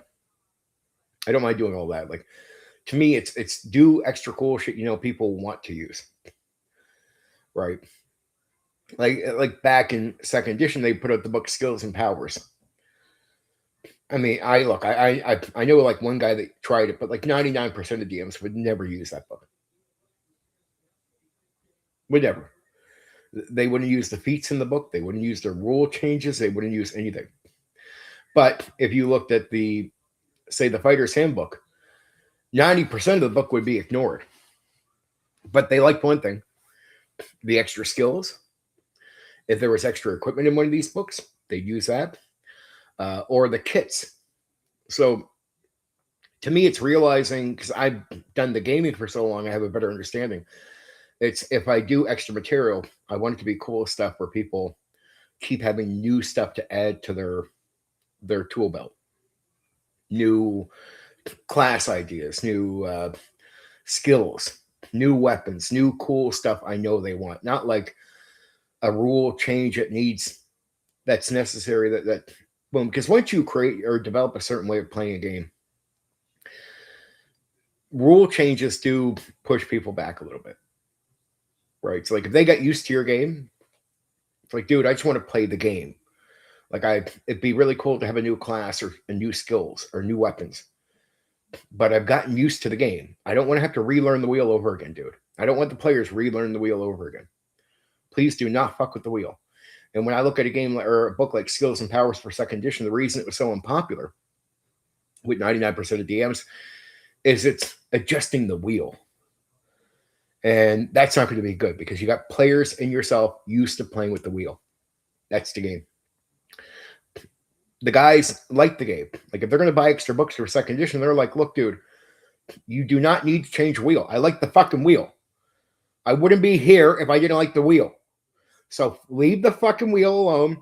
And if you got a new skill, give it to me. That can add. I don't need to readjust the wheel. Give me a new piece of equipment. Cool. Kits, cool. None of that fucks with the wheel. Don't fuck with my wheel. Because when players and game masters like the game, you're doing good. Like you're already in the good zone. Do not adjust. Do not change how that is experienced. Because that means your players and game masters are not asking for that. That's why Skills and Powers were so unpopular. Nobody wanted that. Right? People liked the idea of the Fighter's Handbook because it came with some things. But even if you look at the overall handbooks, 95% of the handbooks were almost no good to you because almost nobody would use them. They'd use the skills, the equipment, the kits, but that's like it. Most of the rest of the shit, ignored. Don't care. It's like, okay. Like just such minimal stuff, right? So I just realized as a gamer, I know this now after many decades. So I have extended book material ideas for all my games where I know I can make a pretty sizable booklet for these different things like new skills, new weapons, new shit that I know doesn't fuck with the wheel and just gives people more options with the game and more goodies and more toys to use and more things to make it sound appealing and new things to try. That's all. So I just seen it too often. I like, look, there's the odd person out there that will say, well, I like Skills and Powers. Or the odd person out there says, well, I like a lot of the other things it says in the Fighter's Handbook. I'll be like, dude, here's the problem. You make up 2% of the customers. Nothing personal. I don't hate you. But, I'm going to cater to the 98%.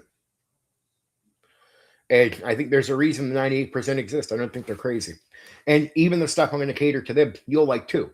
So even the guy that might like Skills and Powers, one out of, say, 500 DMs, I'd say, do you still like the kits and the extra equipment and skills? They'd be like, yeah. I say, so realistically, even if I don't bring out Skills and Powers for you, one out of every 500 DMs, you'll still like the other stuff? Yeah. Well, dude, I might not bring out Skills and Powers because there's no point in making a book for one out of every 500 DMs. Not in person.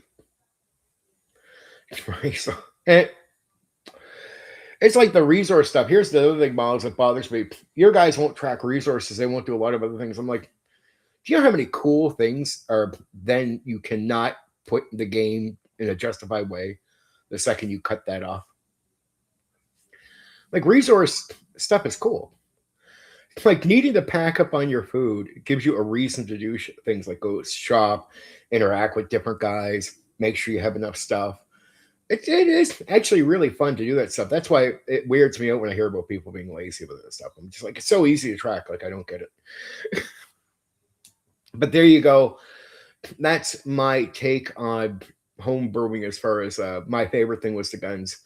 And then home brewing the adventures in the setting from scratch. I don't like modules for old school D&D. I really don't. I mean, I played them, a few of them, but just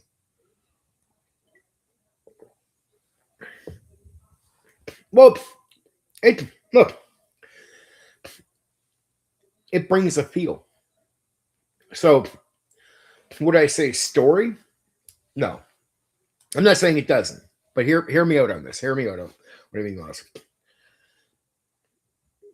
The experience at the table, if you're not worried about telling a story, and you shouldn't be, a story just emerges, as we talked about many times, Miles. But let me just tell you why I think it's about more valuable. It's how you feel when you're playing the game and the character. It's like when the game master, like say, I take you to an area and I'm describing a place to you, right? There's a balance in there. I got to be very careful. Say I want something to seem spooky. I don't want to say spooky. I don't want to tell you how your character feels. I don't want to be long winded either. There's a balance to how I explain it to you that then I let your imagination work. I just put seeds in. And there's a feel to a game, needing to check how much food you have when you're at the camp.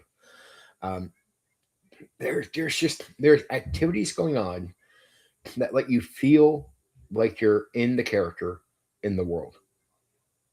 Resource tracking, getting information right. It's all kinds of these little tiny things that they on their own, if you're very simple about how you view it, it's hard to understand how that very simple thing creates a feel. But it's the tiny, small details. It really is. It's very small, very minute stuff that create a feeling of being in the world where it feels cool. And when I show, if I'm running the game for you, it's like little things. Like, say it's raining outside in the game, and you walk out, and I tell you, like, it has started, like, rain started to come down. You can feel raindrops hitting your face, a little bit of wetness going down, like your cheek. I'm not going to say more than that, but it makes you think about it, right? You're reminded it's raining. And I've even put a feel to it. I might even say, when it's been raining for a while, when you come out, there's that damp rain smell outside, or if you're in the woods, you can smell that sort of wet woods smell coming up. I can tell you about the feeling. These are tiny, minute details, tiny things to say to you, small seeds to plant into your mind, but they create a feeling. They create an atmosphere. And the value of that experience and that feeling is more than you like. If I give it to you and then you go to a game where the next game master doesn't do it for you, you'll know. And it will be powerful. Like you'll realize just how valuable those tiny things were compared to not having them. Right? The tiny details I mentioned, checking how much food you have or if you lost your arrows, needing to track that stuff. Like there's a reality of the world that you're in. Like you actually lost your arrows, fucked up, broken. It sounds minute, but there's a feel. Almost out of food, there's a feel. You got to go hunting. It, it, it's stuff that you have to feel in the game and feel in the experience to realize just how valuable it is. And for people that have had the experience of this stuff, they know. They know right away. They totally get it. It is magic. It is something that once you have it, it's you never want to do without it again. And can you oversell it to people? It's hard.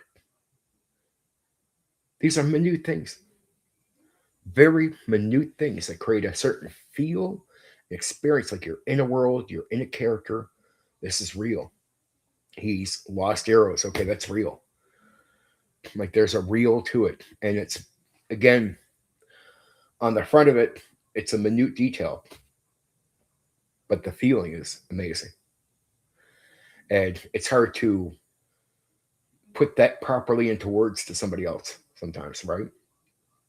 How important those small things are. Or like say I do videos explaining to game masters not to give an overwinded explanation, because it's like, imagine your imagination as a player is extremely powerful, more powerful than most of us really think about, like a lot of people new to the hobby or something. And how you know how powerful your imagination is, just consider when you read a book. You know what I mean? How powerful your imagination is. A good storyteller, director of a movie will know this. That's why they won't put in certain information. They leave you purposely to fill the gaps in with your assumptions, because you will, and they know you will. Uh, when I don't like long-winded descriptions of anything, because here's what happens. Here's what I've learned over many years.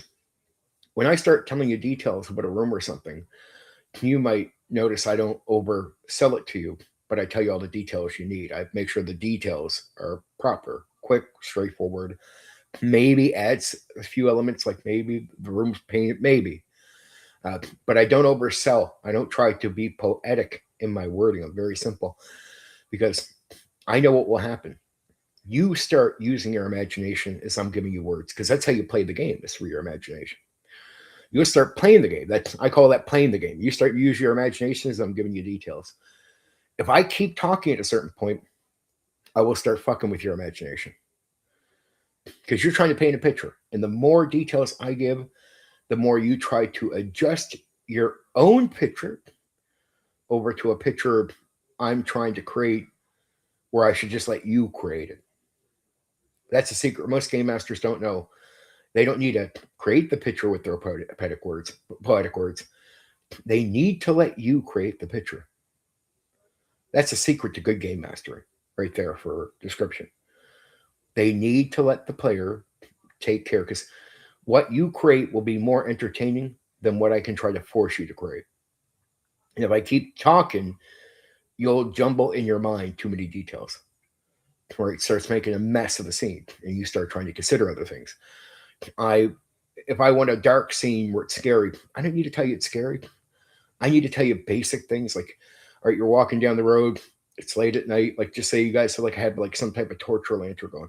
You have a little bit of light around you. You can see the forest on either side of you. It is black. You can't see nothing in the forest on either side of you. You can barely see the sky up above. It's really, really at the dark hours. You don't like, you see maybe one star. That's it. You're traveling through. I don't need to make that spooky. Your mind will make that spooky. All I got to do is at one point say, okay, you hear like a crack, like a tree branch crack in the woods. That will make you stop and think like, okay, our character stopped. Huh? We hear a noise, and you can't see in the woods. Have I had to be poetic? No. Have I had to tell you it's creepy? No. You'll take care of that. Right. Now, once you know this, you know that game masters are manipulators, not in a bad way. It's a social contract. You're allowing me to manipulate you with information. So I need to learn how to do that really good. Talented game masters start getting this right away. The raw guys, people that run it raw, will. This is just not up their alley, right? A chess D&D game. See, you, as I talk, I remember I told you before, people can run games in front of you, but I always believe if you know what the fuck you're talking about and you talk to people, they'll just feel it. Like, I don't need to always run the session in front of you for you to get that I know what the fuck I'm talking about. This is what I mean. Like, I'm not trying to brag. I know what I'm talking about because I've done this thousands of times. It's not a brag thing. It's just I teach other people to game master, right? So I've been teaching guys for years. So, and they go do what I say. I know it works. Just confidence, dude. But yeah, this is the type of mental stuff I told you about, that a lot of guys, if they're simple about how they view these things, they don't know all these little elements I'm telling you. But once I'm inside your mind, that's why I tell players, once I'm inside your mind, I'm good. Like, I just need to be in your head. Forget a board and miniatures. Once I'm in your mind, we're good. right? I'm not trying to. It's no manipulation to hurt you. It's manipulation to make you have a good time. It's a social contract. Like you're agreeing to let me use information to alter the way you think. And it is to help you have a good time. It is to get you into a world where you escape. It's not an attack on you. It's not to offend you. There's nothing negative happening. Manipulation doesn't mean bad, right? It's just a description of, I can be very clear with you so you can just understand something, or I can be unclear, or I can play with something to a certain point. And so the guy making the movie is manipulating you with the movie, right? It's not bad. He might just be entertaining you, letting you fill in gaps, right? So never take my use of manipulation as a bad thing. Manipulation can be, don't get it wrong, can be a bad thing. Doesn't always mean it is, right? But it's the honest way of explaining it. So that's what I mean about when I say you're playing at the top of the molehill. You get it now. So this is why resources to me, it's just one big part of a bigger package. It's just one thing add on to all the other things. But if you add it all up, it creates an experience where you're in a world, in a character. And that's what the old school taught us, right? Right. So that's why I think a lot of this stuff is nobody knows anymore. The other thing is, how do you truly get into this stuff properly? For the first 10 minutes of the session, put the phone down, don't joke out of character. Make sure everybody else is just phone down, not joking out of character. Game Master's just straight running it, and you guys are just responding to everything. At one point, you'll hear something, you'll be like, oh man, what is this over there? You'll say with your character to another character. The second you do that, the second you're focused on what you said there, you're in flow. Now, once you're in flow, that means your response means you're not bothered anymore about what's being said. Your mind is no longer thinking about the things outside the game. Now you're just in the game. That flow feel with a good game master, they can keep you going on that for hours. Oh no, I hear you. But once you get in that flow, Miles, it is a good game master will have you on that track for hours. And that's the difference between, that was my flow video trying to explain to people. The reason you're tired after 2 or 3 hours is you're constantly getting out of flow. You're breaking flow for the cell phone. You're breaking flow for the joke out of the game. You're breaking flow with the game master looking up something in the book, right? But if I keep you in flow without the break of looking up in the book, without the cell phone, without the gas station jokes, if I keep you there, you'll realize right away why we played for 8 or 10 or 12 hours like breathing air and had fun. Like why it wasn't tedious. Because when you're in flow, time flies by. And the reason time feels like it flies by is because you're enjoying it. Right? When you break from flow, it will feel tedious because you're breaking from it, not always even going straight back in either. So not in flow feels tedious. It makes you tired. And so that's why guys will be strained after 2 or 3 hours of a session, right? Because they're breaking flow, going back, trying to go back in. And most of the time, they're not even properly getting back in, right? And I guess socializing in general can be a little bit of fun. So that's what you're telling me. You're still with your friends hanging out, having fun. But what I would tell you, Smiles, is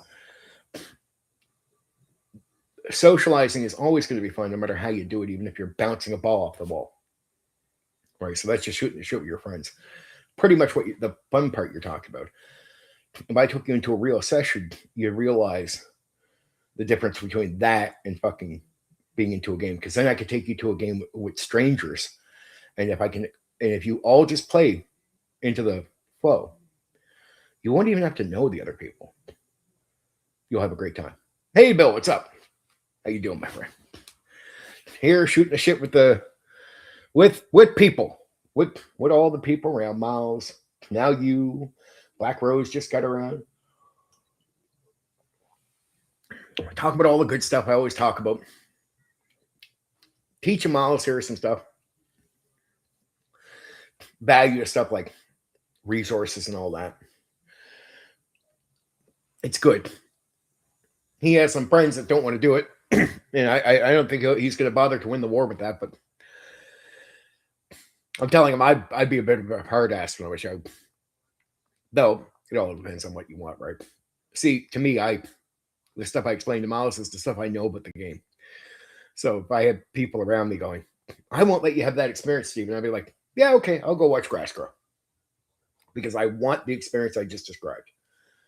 I do not want to lose that because the people don't want to do that, right?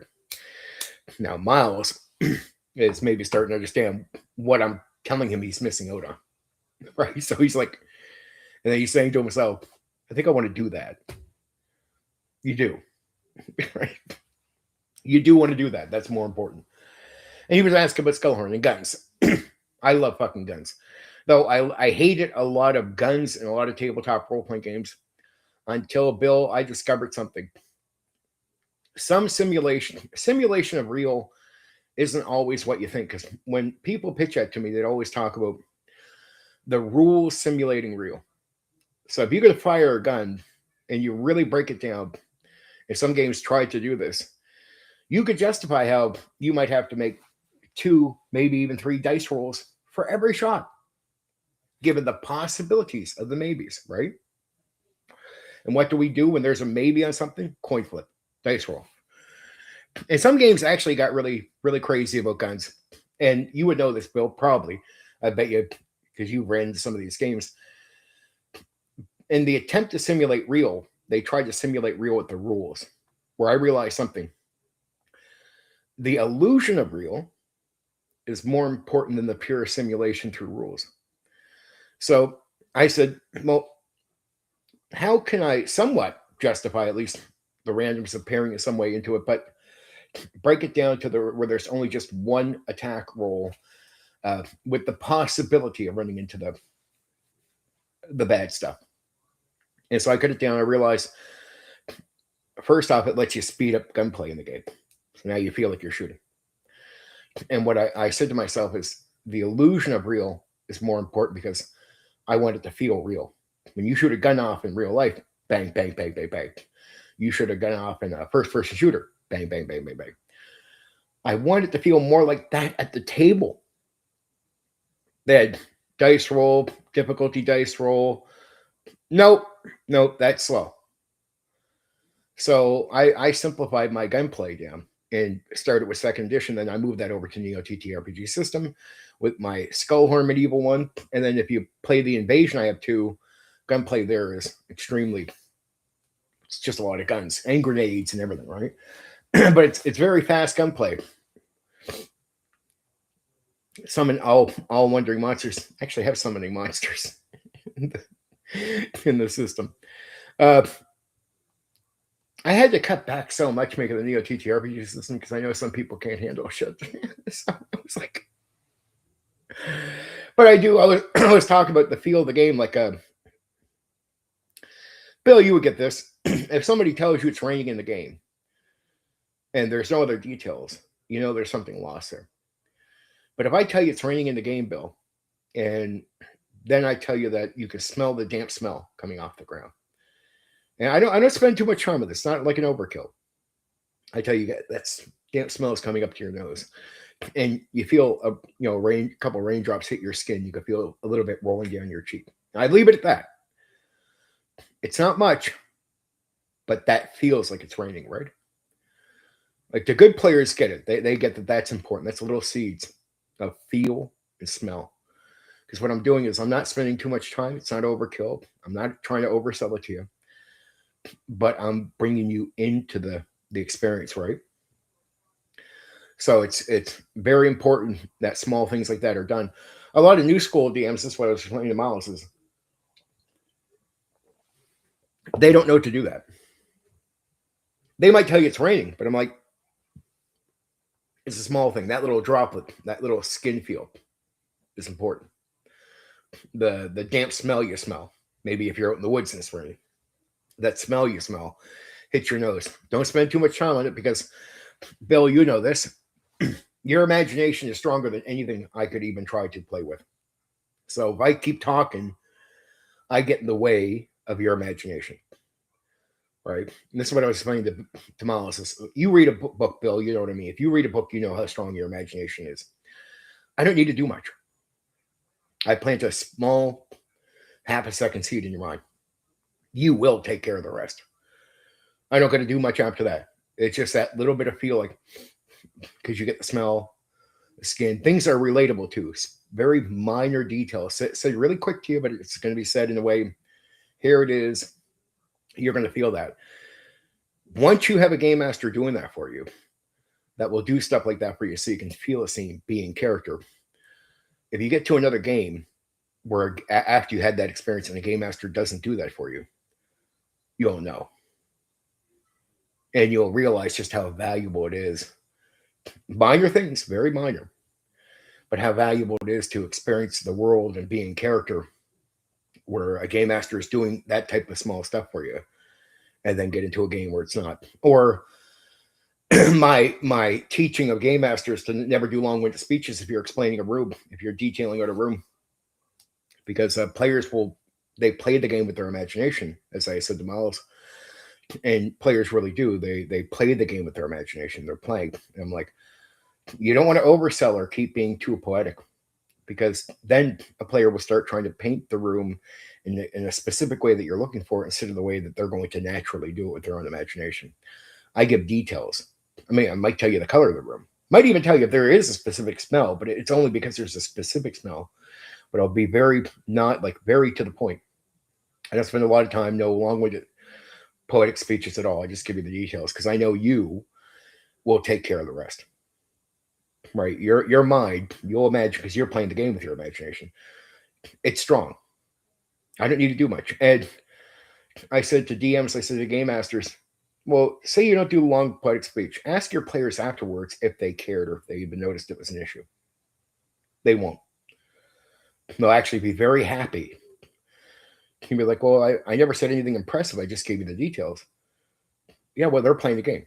That's all they need. And so it's like trying to sell something like a spooky atmosphere to someone. Never tell them it's spooky. Never try to oversell. It's like I was telling Miles. If I tell you you're walking down a path in the forest late at night, like it's in the night, and you like maybe have a lantern, you have a little bit of, so I say you have a little bit of light around you. It's forest on either side. It's black, pitch black. You can't see anything in the forest. You might be able to see one star up in the sky because it's really black right now, really dark, and you have a little bit of light around you, and you're moving forward. That's all. I don't got to say it's spooky.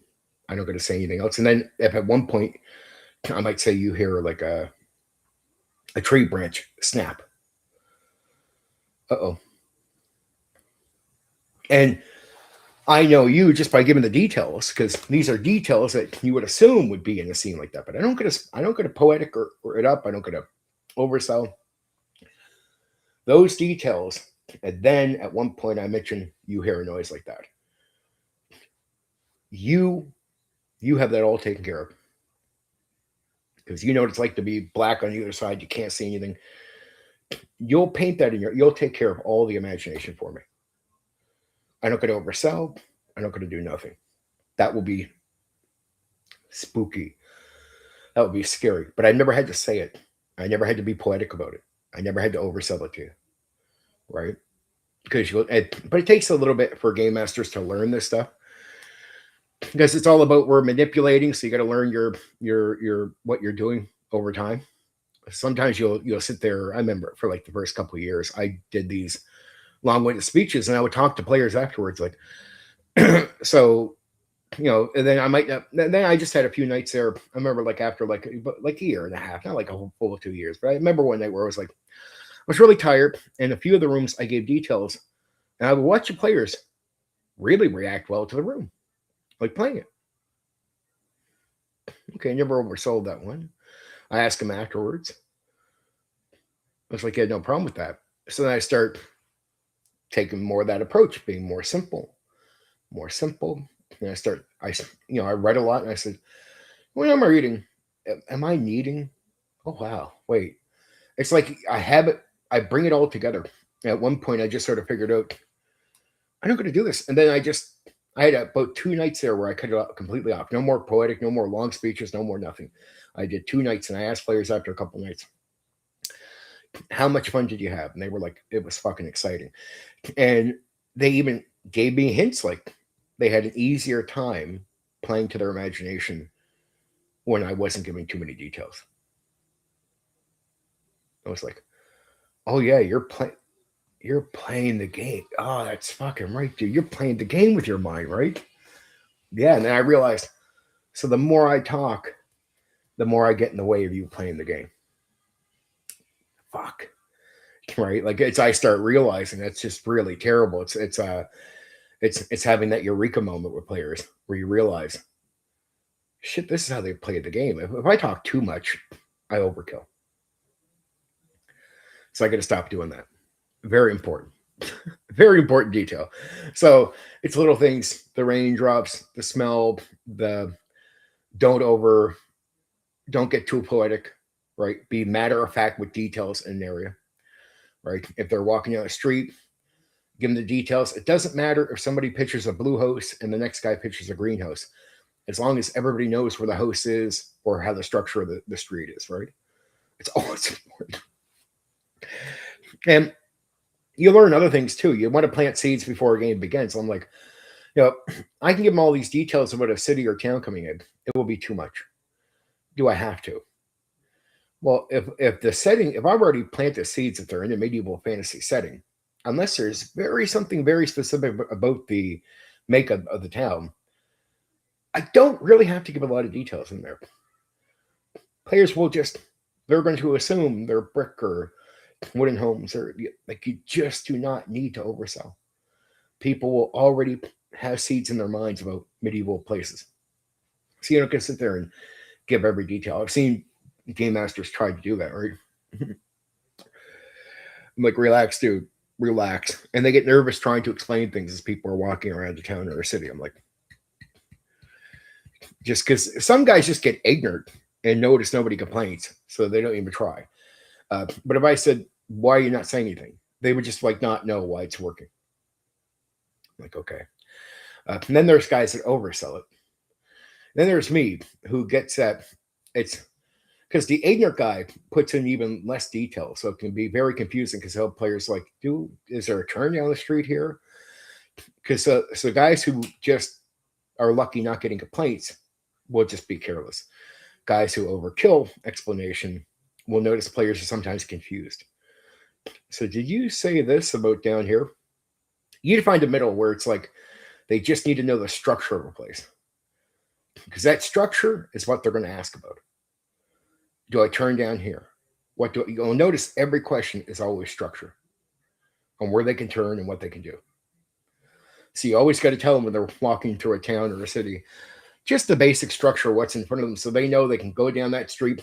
There's a turn that goes forward, or if there's like, these are businesses, beyond this, you see some that looks like homes, residential.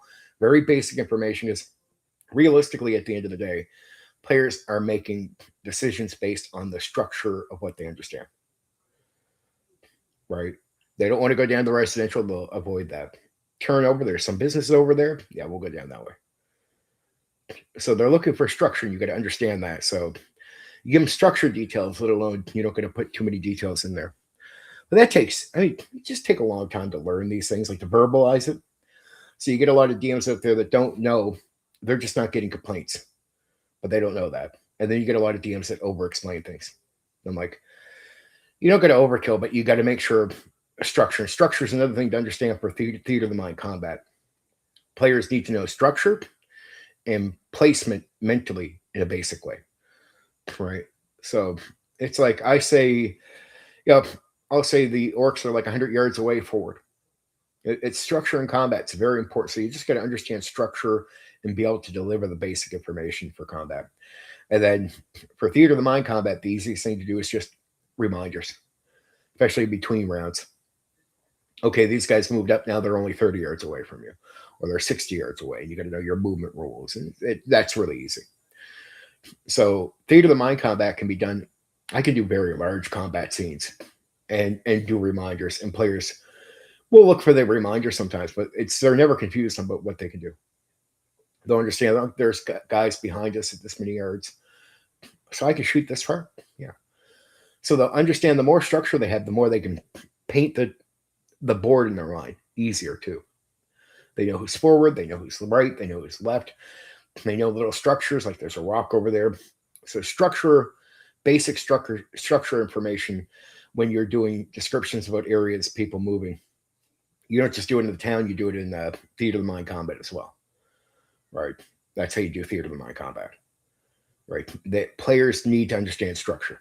There are certain details they won't care about. You don't need to be too poetic. They just need to know certain things. Well, that's it. That's it, Bill. You totally get it. It's just that you need to just get that. You don't. Yeah, you're exactly right. You don't get to tell them what to think. You let players think whatever they want. Right? You just give them information to think with. That's exactly it. That's exactly it. I don't tell any player how to think. I just give them the information they need to think with. Because without information, you're already blind in your mind. It's not like you know these details. So you need the details so you can decide what you think about the details, right? You just got to get used to that. And it sounds really difficult. It does. I understand that. But it's me trying to explain it to people. And so I can verbalize it. But sometimes I think I make it sound too intimidating too. Because I'm like, I can do this like breathing air. Right? So I explained it. It can sound really difficult. But if you're just used to game mastering, like everything I just said, I can do like breathing air naturally. Or just casually, right? So I don't know. I understand it enough that that's wisdom from over years of game mastering, right? It's just realizing and purposely wanting to realize too, because my attempt was always to make the experience better for players. So the best source is try to have honest conversations with your players, right? It's one thing for players to have a hard time telling you if they think you've done bad or the critical stuff. But what about when you get past the point of there's no attack on either side, but the conversation's open? So I make players always feel like they could just tell me, what are they having a hard time with, instead of them needing to think of what they're telling me in a way of attacking me. So if they're having a hard time with something, like, I'm having a hard time understanding when you say this. So instead of saying I'm doing bad, which they might not even want to do, right? How can they just tell me I would change the dialogue on purpose? So I would trick players into it. Like, I mean, you could say I'm running it badly. You could, I guess, if you wanted to be critical like that. And I'm trying to get better, right? So how do I make it where the player doesn't feel like they're telling me I'm doing bad, and they can just tell me what they're having problems with? And that's it. That's manipulation, Bill, but it works, right? And I don't take anything to heart. I want it to improve anyway. I'm one of the few people out there that's not that insecure in the hobby. So I could take some heat, but how do I get players to tell me honestly without them like being intimidated or holding back? I would turn it into give them a way of telling me the issues without needing to say it like I'm doing something wrong. And then they would start being way more open with me about the issues they were having. And that was good, because then I can start understanding, oh, you're having a hard time with that? Let me think that over. Oh, and then putting it together in my head, I always say the reading book thing, because it's something I realized when I was young. It's something that really made a powerful thing on me. It made me realize a lot of things. Like the reading the book thing was a eureka to a lot of understanding about the imagination. All right. It really is, to understand where people are going through. Because if you don't understand it, you're just guessing your way through as a game master. Like, if you're not getting complaints, I guess that's good, but you're still guessing your way through. If anybody came up and asked you, said, hey, dude, how are you running it that makes it so good? I know game masters out there that would, when they finally get honest with you, they just go, I'm not really sure, but my players enjoy it.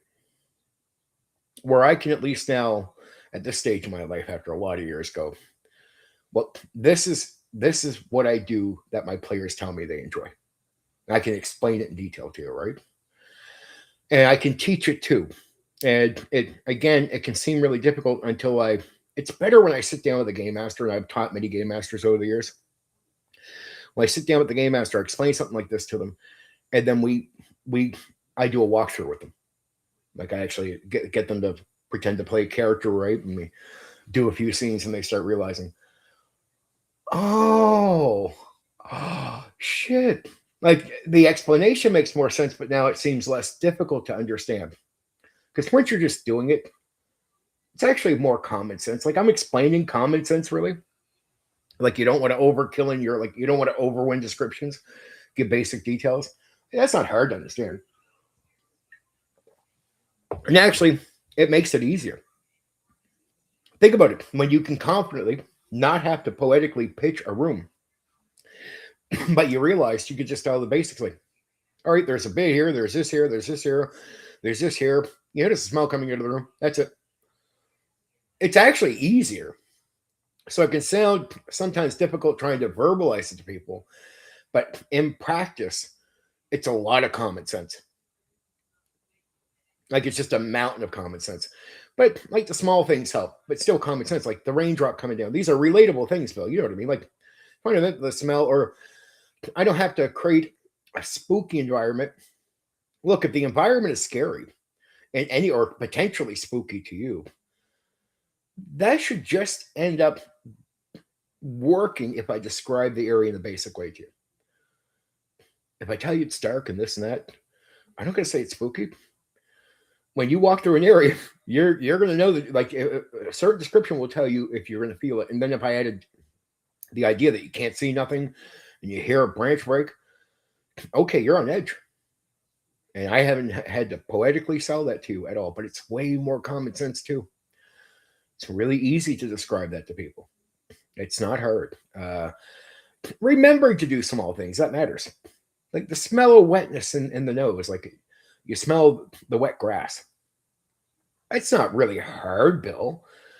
It's just remembering to do it and then understanding the value of doing it. That small thing creates, it puts a player into the world because it's relatable too.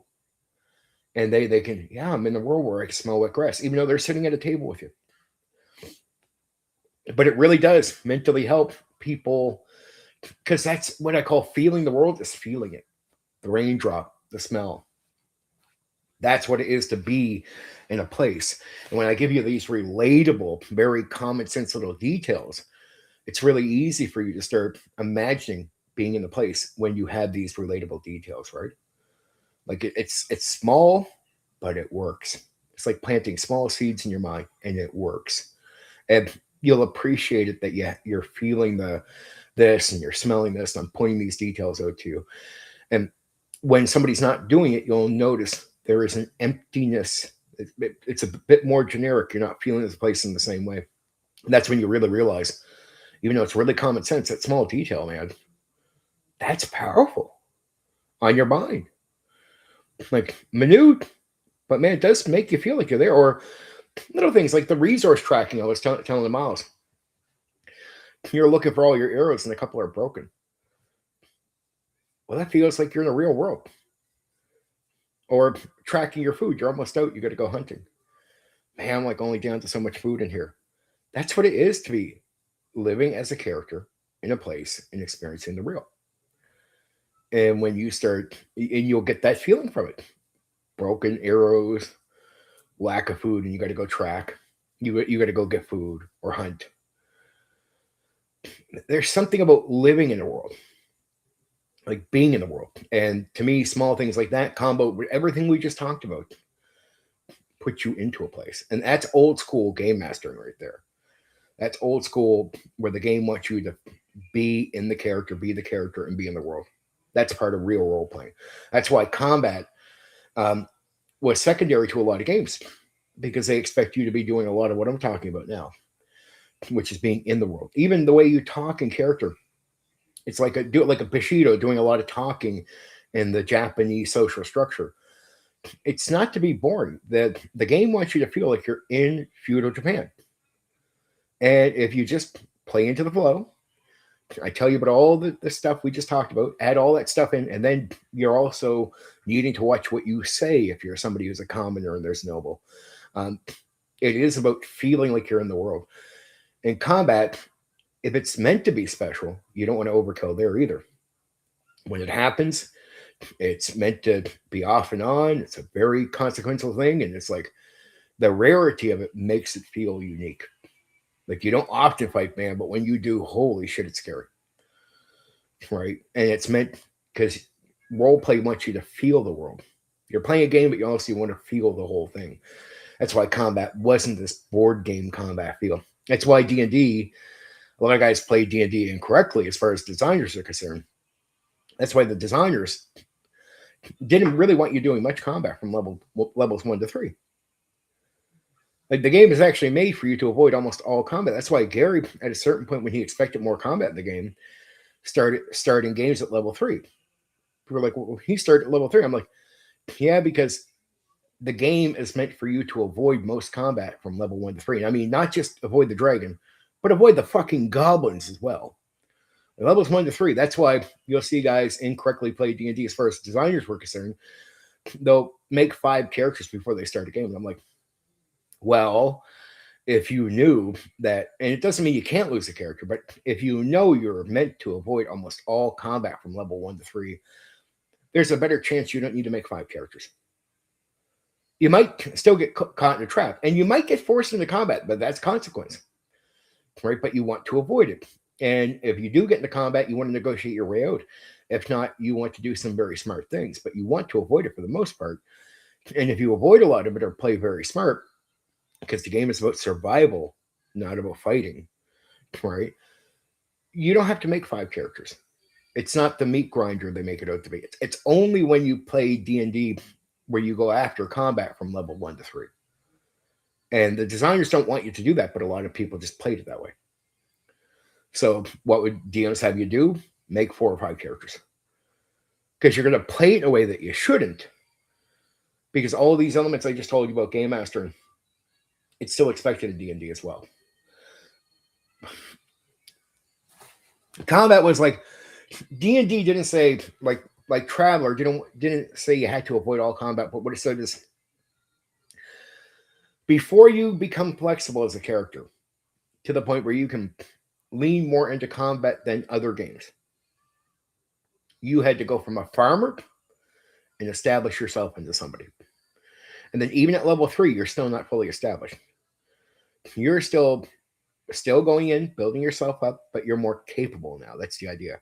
By level 9, now you can go help the people at the town and be a hero. That's 100% it. That's 100% it. You want to avoid it. It's like you're saying, again, do not square up. You're a marshmallow. 1,000,000%. At least at level 3, you're not completely a marshmallow. And you're more capable, and there's more options to take more risks. But you're still not a hero. There's a reason you can get followers and be influential at level 9. Because now at level 9, the game actually expects that you're capable of helping the town, going to fight the dragon who might be attacking the village. Now you can go play hero at level 9. And level 9 became sort of the goal. And you could tell that in AD&D 1E. You could even tell it, Beckme had extreme levels. You could become God, but let's be real. At level 9, you could be a hero. Level 9 AD&D 1E, you could be a hero. Second edition never got away from that. That's why followers and influence is big at level 9, because you are now a capable human being who has an established name. And with an established name, it means you're capable of fighting the dragon, protecting the village. Right? You are now capable of being a hero. And the game doesn't say don't do it, but in a way, I used to tell people, or it's, hey guys, remember, the game doesn't start until we're at level 9. They'd be like, yeah. I'm like, yeah. And most of my games would always be up to level 20 if you survived. I would never go just to level 9. I always did high level gaming because I knew how to do it really well. But to me, the game starts at level 9. I would tell people all the time, it starts at level 9. Like most guys end their campaigns at like level 8 and 9. I'm like, Well, then you reach hero and stop. See, you just got to realize that combat is not like at level 9. You're no longer the dungeon crawling guy that's meant to be in all kinds of combat. So the idea that you continue the same gameplay at level 9 is what fucks most DMs up. Right? It's like, no. Now the players are capable of being picky about where they go and what they do. Right? Remember, they can still get magic items. They can still trade. They can still have influence. They can still have guys out doing stuff. They have followers now. They have all kinds of ways to gather XP up. They can do that through even going out and having influence, right? There's all kinds of ways to get XP outside of combat. Actually, it's the majorities outside of combat, if you really understand that. But now they can pick and choose. And so you just got to understand there's different game loops. Levels 1 to 3, you avoid combat. Levels 3 to 6, you very sparse with your combat. Levels 6 to 9, you can be a little bit more aggressive leading up to that hero point of establishing your character. Level 6 to 9 should be when you're doing way more on the edge stuff in the dungeon or in that type of game. Yeah, Miles, it feels that way because that's they want to put you up to that point, but that's because here's the truth, Miles. Imagine you're a company that wants to make money. And the majority doesn't understand most of what I just said tonight. And they have a very simple view on the game, but they're going to go after the simple and not what I'm talking about. Okay, so you see most doing the simple and not what I'm describing to you. What do you do as a company if you're watching and you look at that? Do you cater to me or do you cater to the majority of simple people? Like if most people are playing D&D from levels 1 to 3 as if it's a combat meat grinder, but they're playing it that way. Do you cater and make that easier? Or do you lean into what I'm saying, which is not what the majority is even trying to do? So what happened? TSR did this too. TSR has to admit they started going down, trying to get more customers, simplifying the game, simplifying DMing, raw module.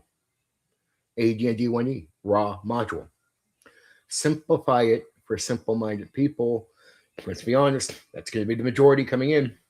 You're not going to go over to an intellectual person in the hobby that has a deeper view of the game. You're not going to cater to them if they do not represent the majority. You're going to go after a majority. And the majority, sadly, that wanted to take part in the hobby were very simple. But that majority is going to get you a lot more money. So what does TSR starts catering to the more simple, degrading the game. And Gary and them got letters. Go check out, there's a big history on this. Gary Gygax and them got letters with TSR from hobbyists that were freaking out with AD&D 1E especially. They complained about AD&D 1E. They said AD&D 1E simplified the game for people they didn't want in the hobby. So they complained about AD&D 1E. These were a lot of Beckme old guys, right? Complaining about AD&D 1E with raw and module, simplifying the game too much.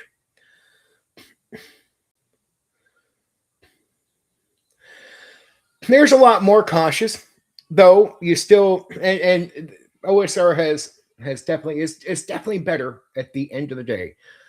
Are they grand? No, most of the OSR D&D guys suck at Traveler, suck at Pendragon, suck at Plenium, like a lot of them. Like if you take them outside of D&D, and even in D&D, it depends on what you call good. Because again, the majority of even old school guys meat grind from levels 1 to 3. And even the OSR designers, some of the, you could tell the clone designers didn't understand what the actual designers of the game were trying to do. So you could tell they've made clones where they don't even understand that you're supposed to skip most combat level 1 to 3, which is really weird to see people trying to make clones for a game where they don't even understand what the designers themselves intended based on the clone they're doing. But I agree, Bill. Overall, I'd still say it's still a better gameplay. And you could adjust them with a good game master. Modern, but at the same time, Bill, I'd almost say this.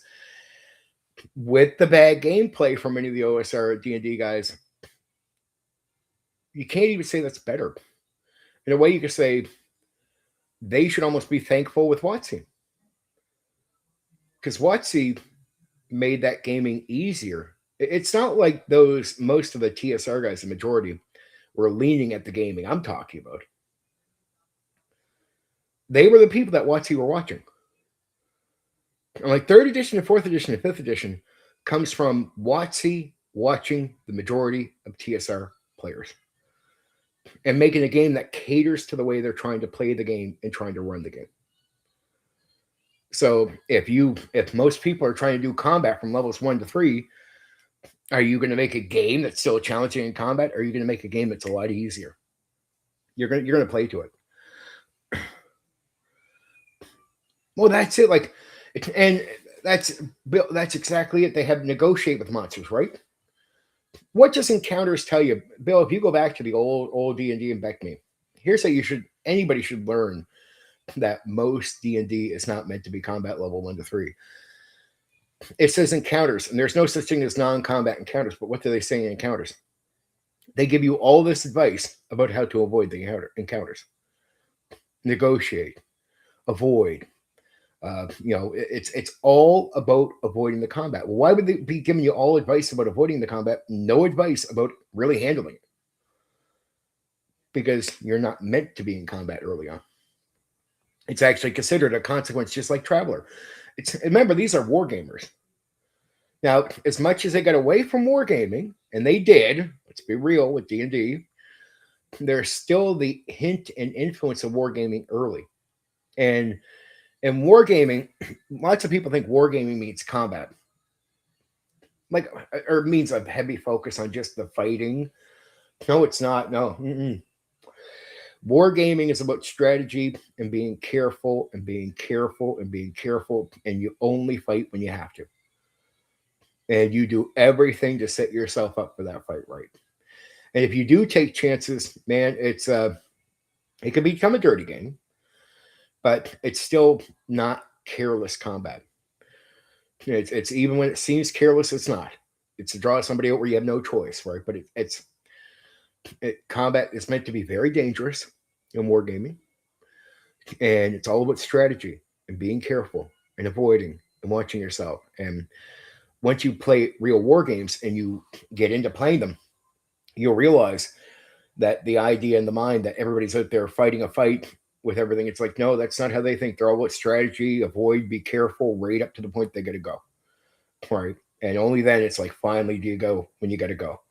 But you've done everything you can to make sure that benefits you, right? Or you're careful, or you don't want to be drawn into it. And when you do get drawn into it, when you're not the one drawing yourself into it, you realize you've been outplayed, right? That's when the other guy is getting you, because he's doing the same thing, and you're both trying to sort of out each other on that. So that direct fighting is very dangerous, and it's the last thing you're focused on. Like, the first thing you're focused on is strategy and setting yourself up for that eventual thing that's going to happen, right?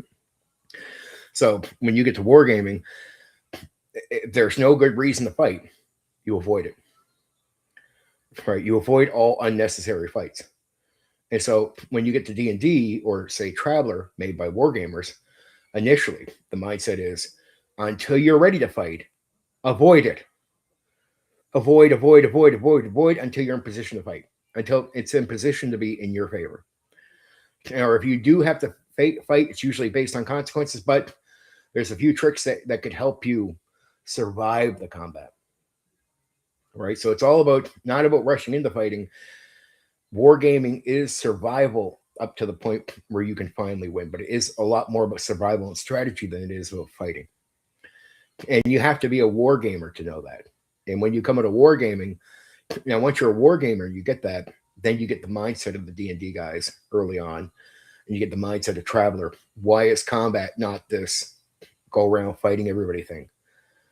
Because wargamers were all about combat stidly. You avoid, you play careful, right? You only finally get into the fight when it's usually in your favor, right? And even then, sometimes when you pick fights that could be beneficial to you, there's still challenges to it. It's all about being careful, setting yourself up, blah, blah, blah. So that's why it's tactical. It's tactical and strategy, and you don't rush into things. Uh, yeah. But then you had a lot of people, because D&D got away from wargaming. And this is where the wargamers that try to say D&D is wargaming, I'm like, no, it's not. AD&D, when he was so far away from wargaming, it's silly. The wargaming mindset was gone. They started playing it like a fighting board game. I was like, it's such an anti-wargaming take on the game. That's why you can never just do that with Traveler. Go ahead, just run around fighting with Travelers. Yeah. Like you got a session, dude. What do you mean? Yeah, you're probably gonna get chewed up the spit out. Like, it doesn't mean you can't eventually get into a few fights in Traveler over time. But Traveler is just like any wargaming type of game. It's meant for you to be careful, only overwhelm, and most of the time, combat's consequences, not benefit. Basically, if you can achieve what you're achieving without fighting, do it. In real life, it sort of makes sense. Go talk to soldiers in real life. Here, all these people want to go to war. They want to go to war. Want to go to war. Until you talk to a soldier. Hey, man, shouldn't we go fight these guys and have a war? The soldier's like, maybe we shouldn't rush into that. Why? Because the soldier knows how fucking dangerous war is. And how dirty and how fucking scary and how it just doesn't work in your favor all the time. There's a sort of reality that reflects back to wargaming from that, where it's because you experience so much dirtiness with the combat itself and the fighting, you understand just how careful you got to be as a war gamer, like the soldier in a way in life. You don't just rush into combat if it's unnecessary. Meaning, if you can make peace, like from a war gamer or a soldier, if you can make peace, because fighting is bad. Fighting is that dirty and that negative that if you can make peace first. If you can negotiate walking away, negotiate walking away. Right? That's what it tells you. And you only really fight when when you have no other choice. And even then, you got to be careful and all that type of shit. But it makes sense to me. That's why the old school mindset is that way. Because a lot of people are like, well, back then you're surviving and this. I'm like, there's a reason, dude. There's a reason they have that mindset in old school gaming. Right? There's a reason most games are like that with combat. Now I sort of get that. Regardless, it's developed. The majority want some more flexible combat. And they've gotten most people in on that gimmick. What I've done with, say, my Neo TTRPG system was go, I'm an old school guy who's done some wargaming, and I get all the appreciation for how dangerous it is. I definitely put more meat on the bones for the characters with hit points. I do make them slightly more flexible than, say, a D&D game, or most any old school game there is. So the fight can last a little bit longer, but I just don't do the overkill with, like, if you get down to the death part, there's no 3 dice rolls like that will kill you. Like, you 1 dice roll and you fail it, you're done.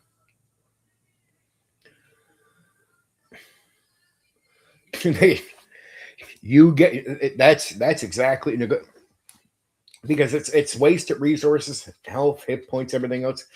You play smart, and if you can make peace, you make peace, walk away. And the game benefits, it's a benefit. Think about it. You're taking extra rations. So you're not eating into your main resources, which includes your fucking health, right, Bill? Right? Like, that's part of your resources too, your hit points. And yes, at a certain point at the level, there might be a boss, there might be something, there might be a time when you want to have all the resources you can to face the big challenge. That's fair. That's part of the game, right? You definitely don't want to have to unnecessarily pay those off to those things. So that's a brilliant fucking way to do it. I wish more players thought that way right away. Let's take some extra shit in case we got to trade. Because there could be a faction in the dungeon. There could be the monsters. Right? Imagine if you're taking some extra stuff just for the idea of trading with people if you do meet up with a group. Right? It's like, how about we give this, guys, and we make a deal with you. Because I've had it where groups or individuals could help groups, and there's no thought process from players going into these things. But when you get war gamers, you do get that type of thinking. A lot of them will think like that, especially if they have a good amount of experience in that stuff. And if you just get it, doesn't you don't have to be a war gamer. If you adjust to proper good gameplay with D&D and you learn from it, well, you'll pick up the wargaming mindset just from playing D&D. You know what I mean? So I know guys that would play as well as any wargamer playing D&D, but never had any history of wargaming at all. But if you play it properly, or you get a proper DM like me, who's going to teach you this shit, right? And many torches, cast continuous light on small rocks and put them in lanterns. Yep. Oh, I know guys that would do that with coins and put them in map scroll cases. You know what I mean? So they can put the fucking top on and take it off, so like light would shoot like a flashlight. 1,000,000%, totally fucking brilliant stuff. It was, and it was fun because some that you can get around by playing smart, but it made you think. It was all. Phil, you get it. Small things make you that you're living in the world and playing into something, right? It's again, it's not just the dungeon stuff going around avoiding trash, but it's like every part of the game should have these elements. That there's stuff going on, that there's a world you're in, a place you're in, things you. It's fun. It really is fun. I love it. Brilliant stuff, dude. Brilliant stuff.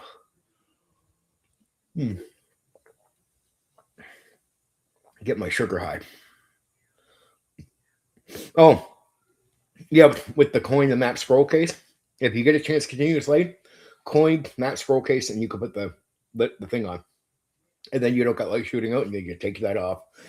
And most of the time, the top will have a little tie, so it's attached. So it's not like you're taking just boop, flip it off, and get a flashlight. Go around like that. Torches. Remember this: if you get the branches of oak trees, now most of the time, guys will just let you do this with any tree, but because they won't mention what kind of tree it is. Break out the tree, split it in four, put like a rock, like maybe down between the four pieces so it spreads out a bit, right? And go ahead and light those because they'll have resin on them, and you can pitch to the guy to last that. It could last like sometimes half as long as a normal torch, but they're free torches, and they burn hotter. So it'd be harder for them to go out with rain, and it's a lot easier to light semi-wet wood with that type of fire. So it burns hotter. You could pitch it to your DM to look it up. They want a branch breaking for you. You're opening up the resin. Put something down between and light that up. Usually you get just a hotter flame shooting up from that thing, and it will light wetter wood. It will just burn better, and it won't go out so easy. You might only get half the time, if not at least 3/4 of the time, of a normal torch, but they're free. And if you run through your torches, you can go break off some branches and create a few of those, and suddenly you got maybe like torches that could last, 45 minutes each. They're going to burn hotter. And if he's telling you that you're having a hard time lighting with your torch, that's where you can argue these things light up. They're way hotter. You know what I mean? It's going to be a little bit more burn. You might even be able to justify doing a bit more damage if you're burning something with them. And if the DM looks it up, he'll be like, oh, you're right. Especially with the internet now, it's very helpful with that stuff, right? To be honest. And if you have a game master that trusts you, then you can just tell them what's up and you can make a decision. It's a minor thing, but it's helpful. And it's free torches, dude. Branches off oak trees, and then boom, you got free torches. Just sometimes you can run out of torches and it's a pain in the ass. Something I learned as a player when I was young from a guy who was a actual real life survivalist. And he went out and he would make these quick torch put together off a branch, right? Where you could light it up and the resin would do a lot of the burning. And if you need a fire to make sure he's like lighting something up or doing something or setting a fire for the camp, he'd walk around with that if he had to, and then boom, you go put that on. It's going to burn hotter and make sure you're burning a fire. Good to go. Minor but good. And the resin will light up even if the branch is semi-damp. So breaking it open to get the resin, you just got to light the resin at that point.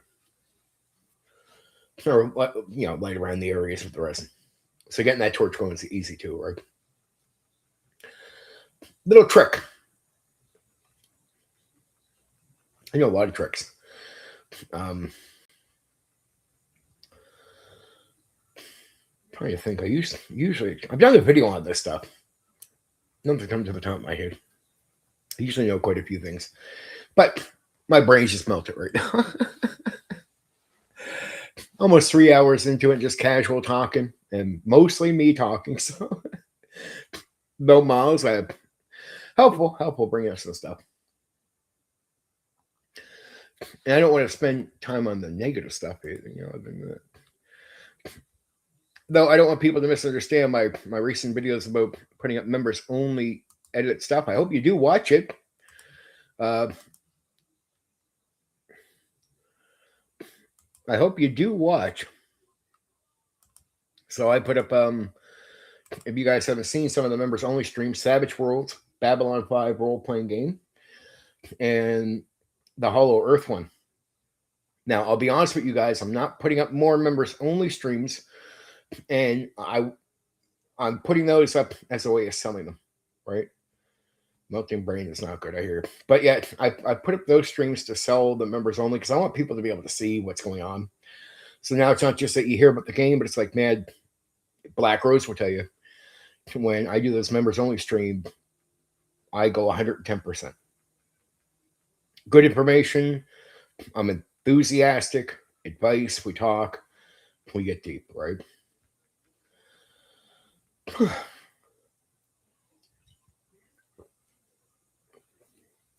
My understanding of this stuff is good for a panel. Like, I'd be good answering questions. Like, if you took me on a panel for tabletop role-playing games and you brought up a question to me, I'd be like, well, dude, I get deep into the weeds, kid. I can answer all the questions. I've been teaching the game for players and game masters for so long that when I see panels of guys talking and they'll get a question about like improvisation or something, and I hear them give this really simple-minded answer, I kind of hate them for it, but I'm just like, there's just those times where I'm like, man, if I was on that panel, shit, they'd be getting a fucking a very educational answer that would help everyone. I know too much. It's not an ego thing. It's not a brag. I just know so much that if you ask me, I have such an easy time explaining the details. Like really getting stuff down. I'd be like, man, there's so many, because I see so many of them that I'm just like, well, I don't want to debate anyone. I just like to help. Of course. I'd be rocking it, kid. I'm made for those questions. I am made for it. I'm absolutely made for it. You throw a question at me, I'm like, all right, let's go. Let me teach you everything about this thing. Tell me if I run, like I have to tell the guy who's running the panel, just, you're going to tell me if I take too much time, dude. Because I can go in. But I can actually explain the shit. I just hear so many vague answers to things and I'm just like, who the fuck is that helping?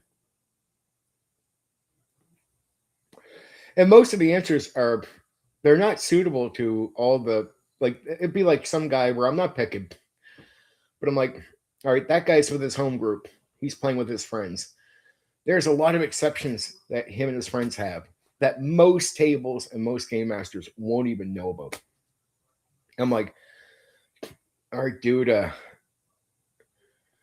I'm like, even worse is if some of the game masters out there listening to these guys take their advice, it will not work at their table.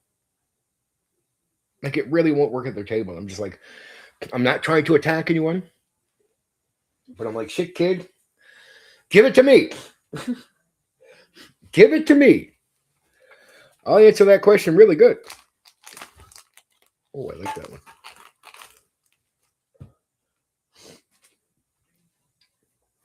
My favorite pipeline punch. I love monsters, especially when I need them. I'm fucking hot. Like it's not. We have a different thing here, but I'll tell you the heat. It's at 22, and I got like a window closed and like a small, really soft fan on, but it's like at 22 and 22 degrees. For me, that's hot. I don't know how much it would be in American. Probably pretty hot. Probably pretty hot. But not in the 30s yet. We're not in the 30s yet.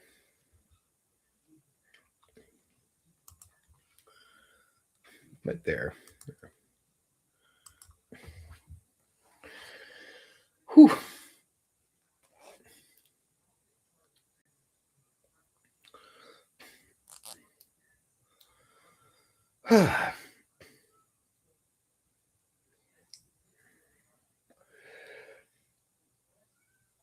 Let my brain work here for a second. We were just on shit. It's what happens. See, on the off script, you'd be like, did you plan much to talk about?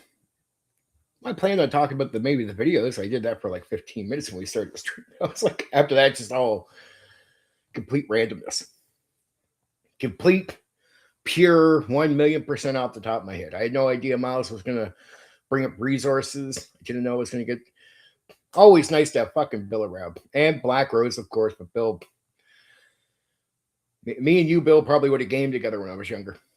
And yeah, I like people that get me. I sort of knew right away once I found out Bill was a Mysteria guy. I was like, oh shit, he's a gamer.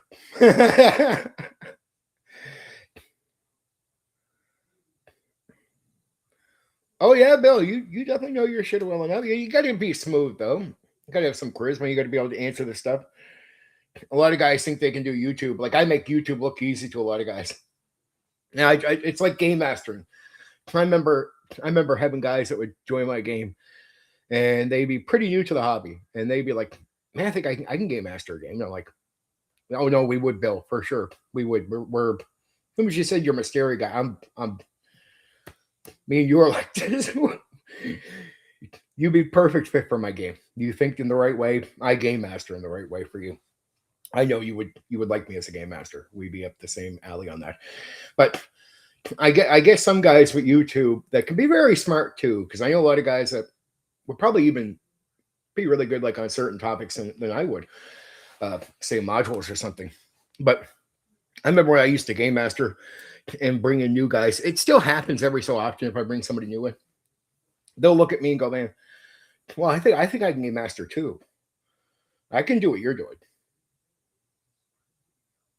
And they don't Bill, they don't realize that I'm doing so many small things they don't get, right? I'm like, it's not a brag thing, but you know how many guys have come through me, like, I think I can game master. Man, I think I'm going to start a game.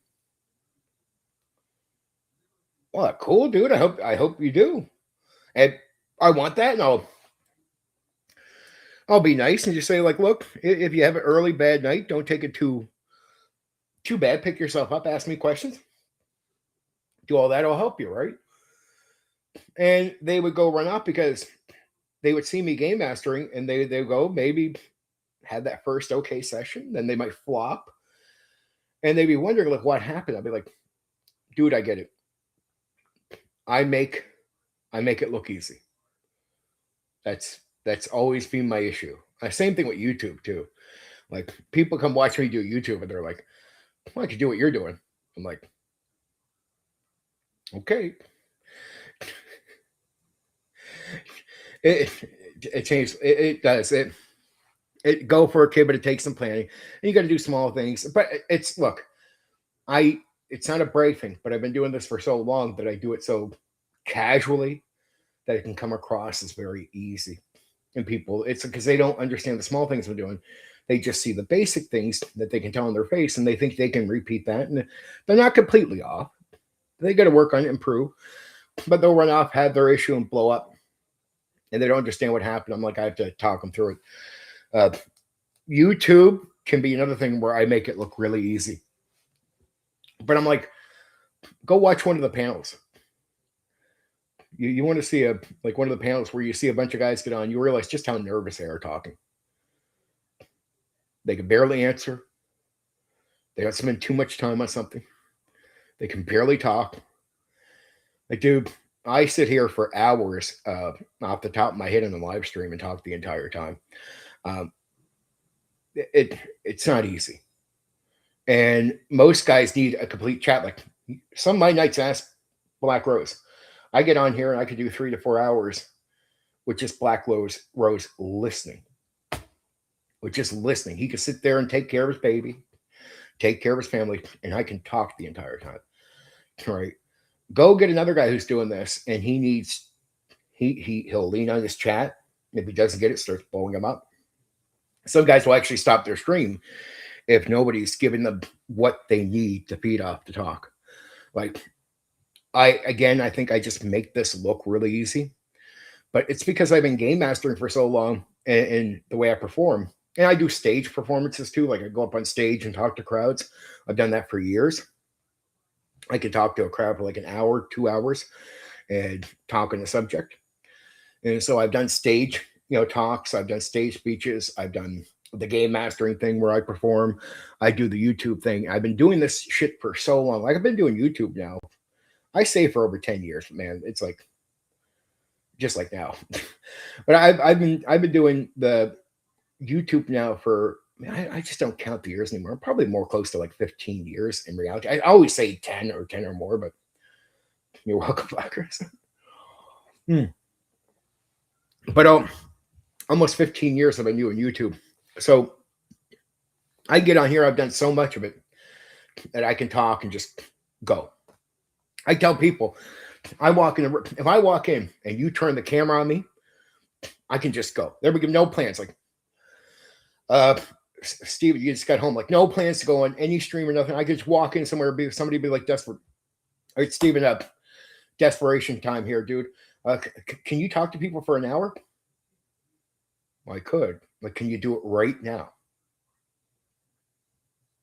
I could. All right, we're gonna start now. Click. I can go. I can just go. Game mastering, I can do without prep. I'd rather have a little bit of prep, but I can do without prep. Like I told people, give me, at least a couple dice, maybe some, pencil and paper, and give me some players, and you can put me in a closet and I can go. I can write up their characters for them. I can fucking game master. I can run that for 6, 7, 8 hours, like breathing air, and make it entertaining for the players. I can just go. I'm somebody who you turn it on, I can just go. I can just go. But the reason I can go is because I've been doing all this performing for strangers in person, stage speeches, YouTube. I do it for so long that I can make it seem very casual, but the second you go watch a panel and you watch some guys get on there, just listen. There's some other good YouTubers. Like there's one guy that runs a panel that the host himself really fucking good on YouTube. You get some of the people on his panel and you can see just how nervous they are. Nothing's natural. There's no way they could entertain people for 2 hours. And you guy who tries to do like a jump on stream like I would, they can maybe get an hour in with the chat holding them up the entire time. But I can sit here and just talk. It's not a brag thing. It's just a lot of people watch me on YouTube, and I have to tell them sometimes. I have to warn them because I get it. I could do YouTube just like you could. So you say. Well, let's see. Like I'm going at 3 hours now, and a lot of these streams I can even the op scripts I can do for 4 hours. I'm like, all right, if you can, go for it. Good luck. All right. And then people tell me things like he has no friends, and he's like, I'm like guys that don't like me who are trying to judge me there. He must not have any friends. He's not talking to you. I'm like, dude, I'm a motor mouth. I'm a social butterfly. I talk to anybody I run into. I'm not shy at all. Trust me. I don't lack in talking to people in life. I talk a lot, right? And I have no problem talking to people at all. So a lot of people just don't like me out there. They just assume silly shit about me, which is just untrue. I'm a complete social butterfly. Extreme.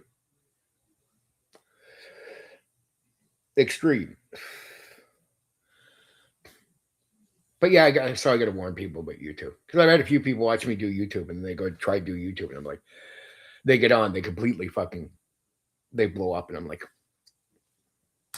well, dude, I've been doing this for a long time. You shouldn't try to copy me. My mind works very quickly, faster than you can imagine, faster than you appreciate from what you're seeing. Right? My mind's very quick. Very quick. Like, some guys get on YouTube, and I almost don't count them as YouTubers, because I count, like, if you're a YouTuber, I assume that means you're a performer, an entertainer in some level. Like, you take this serious. A lot of guys get on and do what I call pretend to be YouTubers. Like, they bring their Discord chat over to YouTube. Like, so the same conversation you could have privately had on Discord, you're doing. Or they'll get on a stream for an hour, and there'll be periods of time where they're not saying anything. They're sitting there looking around. I'm like, dude, well, I could understand if you went on Discord, turn your cam on, and there were some friends in chat with you, and you're getting up and doing some stuff. But if you're on YouTube, you're meant to be a performer. What the fuck is this? Why the fuck am I skipping through 5 minutes of you just not saying anything? Like, I call people, and I'm not hating on people. It's a standard I have, where it's like, I'm a YouTuber, I'm a performer, I'm an entertainer. That guy over there is someone pretending to be a YouTuber. It's a fake. It's like, dude, your Discord chat should just stay on Discord. You're looking around for 5 or 10 minutes on your fucking stream. I could understand if that was your private chat on your Discord channel in the morning, but what the fuck are you doing that on YouTube for? Right? I don't get it. I call it a fake YouTuber. If you want to be a public person like me, you're an entertainer. You're a performer. Perform, entertain, talk, and be ready for it. And that's what people are going to give you their time for. You got to earn it. You got to earn it.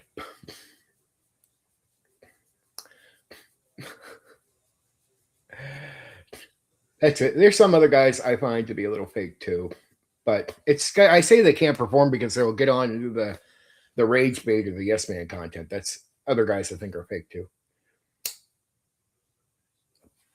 Like, you're some old guy talking about AD&D 1E and Beck Me Forever, the same basic shit, right? Yeah, I'm like, okay, all right.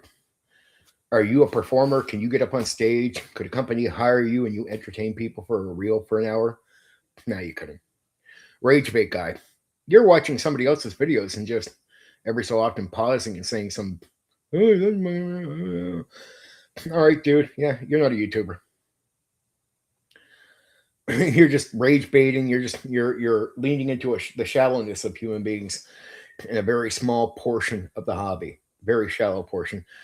They'll like you like you're a performer, but if a company hire you and put you on a professional show, you'd flop. Same thing with the yes man.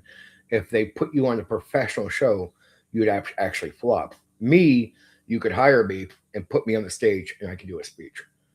You can hire me and put me on the thing and I can talk. Now, I've done it for years, done a lot of entertaining stuff, but that's the difference between being a real performer and the yes man gimmick, right? So to me, if you're a nobody being what I'm being, it takes a long time to grow because you have no initial name. But it's like, if you're lucky, of course, I wish I was Matt Colville, where I find him to be a talented guy, but his lucky start is he's already in the big industry and coming up with a name. I know, like I like Matt Colville, but if he started where I started, he would have went through the same process I'm going through now. Eventually, you'll grow. When you're a real entertainer, at one point when you hit, you'll finally skyrocket. And I found that through my study of every person has had real talent.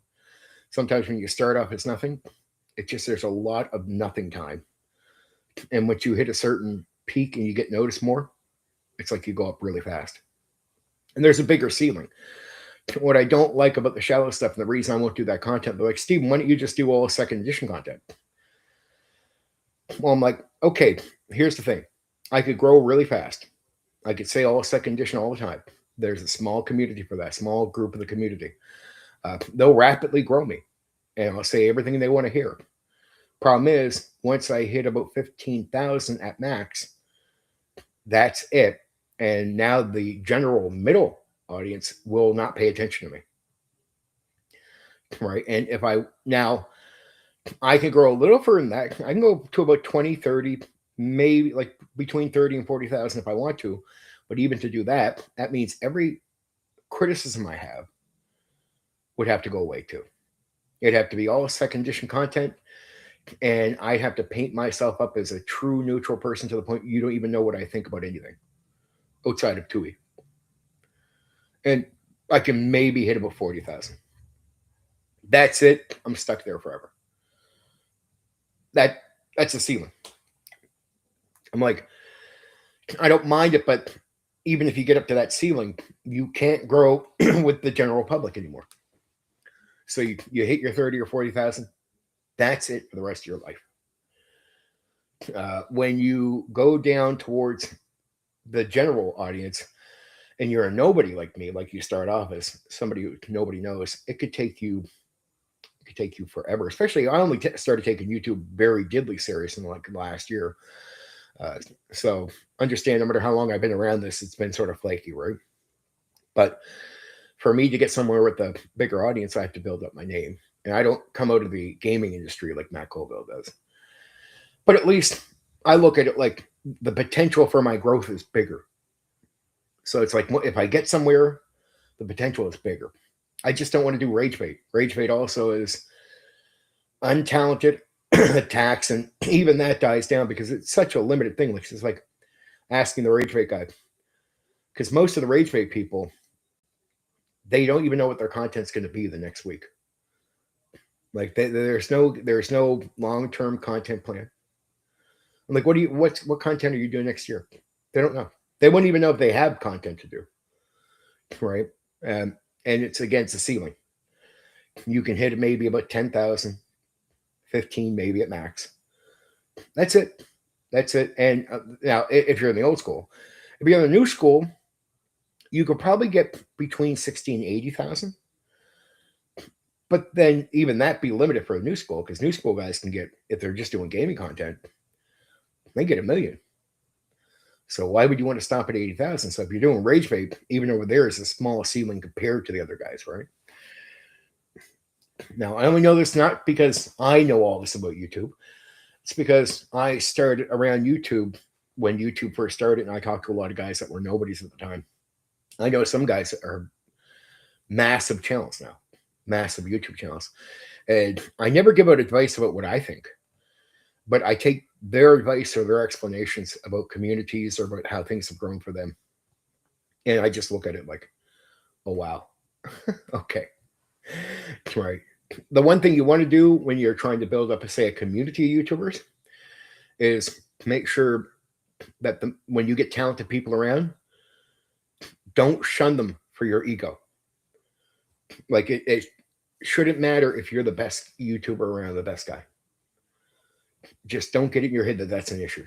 Don't play the control game. Don't play the ego game. Don't make it that guys with more talent than you have to bend the knee to even talk to you. Basically, when you get a guy who's really talented, shine that up and don't shine leeches up. Don't shine what I call now Bill and Black Rose. You guys have all heard me say this. Don't shine up flatliners. All right, bud. Take care, Bill. I love you. Talk to you soon. Remember, AD&D 1E Monsters Thursday. I'm just getting yapping now. I just think it's so important for some of the old school guys to hear this stuff. But oh well, we can move on. Just don't let flatliners or leeches be the thing that you support, or the community gets nowhere. And that's what guys with like hundreds of thousands of followers tell me. So they get tons of people following them. That's their advice, not my own.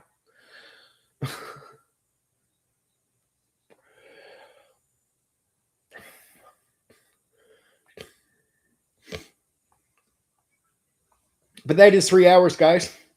Black Rose, 3 hours. So I might call it here. I am going to call it here. 3 hours, and I'm boiling hot. Right? I'll probably start around like 6 o'clock for a Thursday. AD&D 1E Monsters. Be around for that because that's going to be educational. You're going to like that one. You'll be surprised. You'll be surprised. I don't want to give away too much on that one. Same thing with the 2E Monsters. I know you'll like that too because that will be some unexpected gems for you, Mr. 2E guy. Black Rose, I love you. Take care of the kids and the family, all that. Good on them. Heart.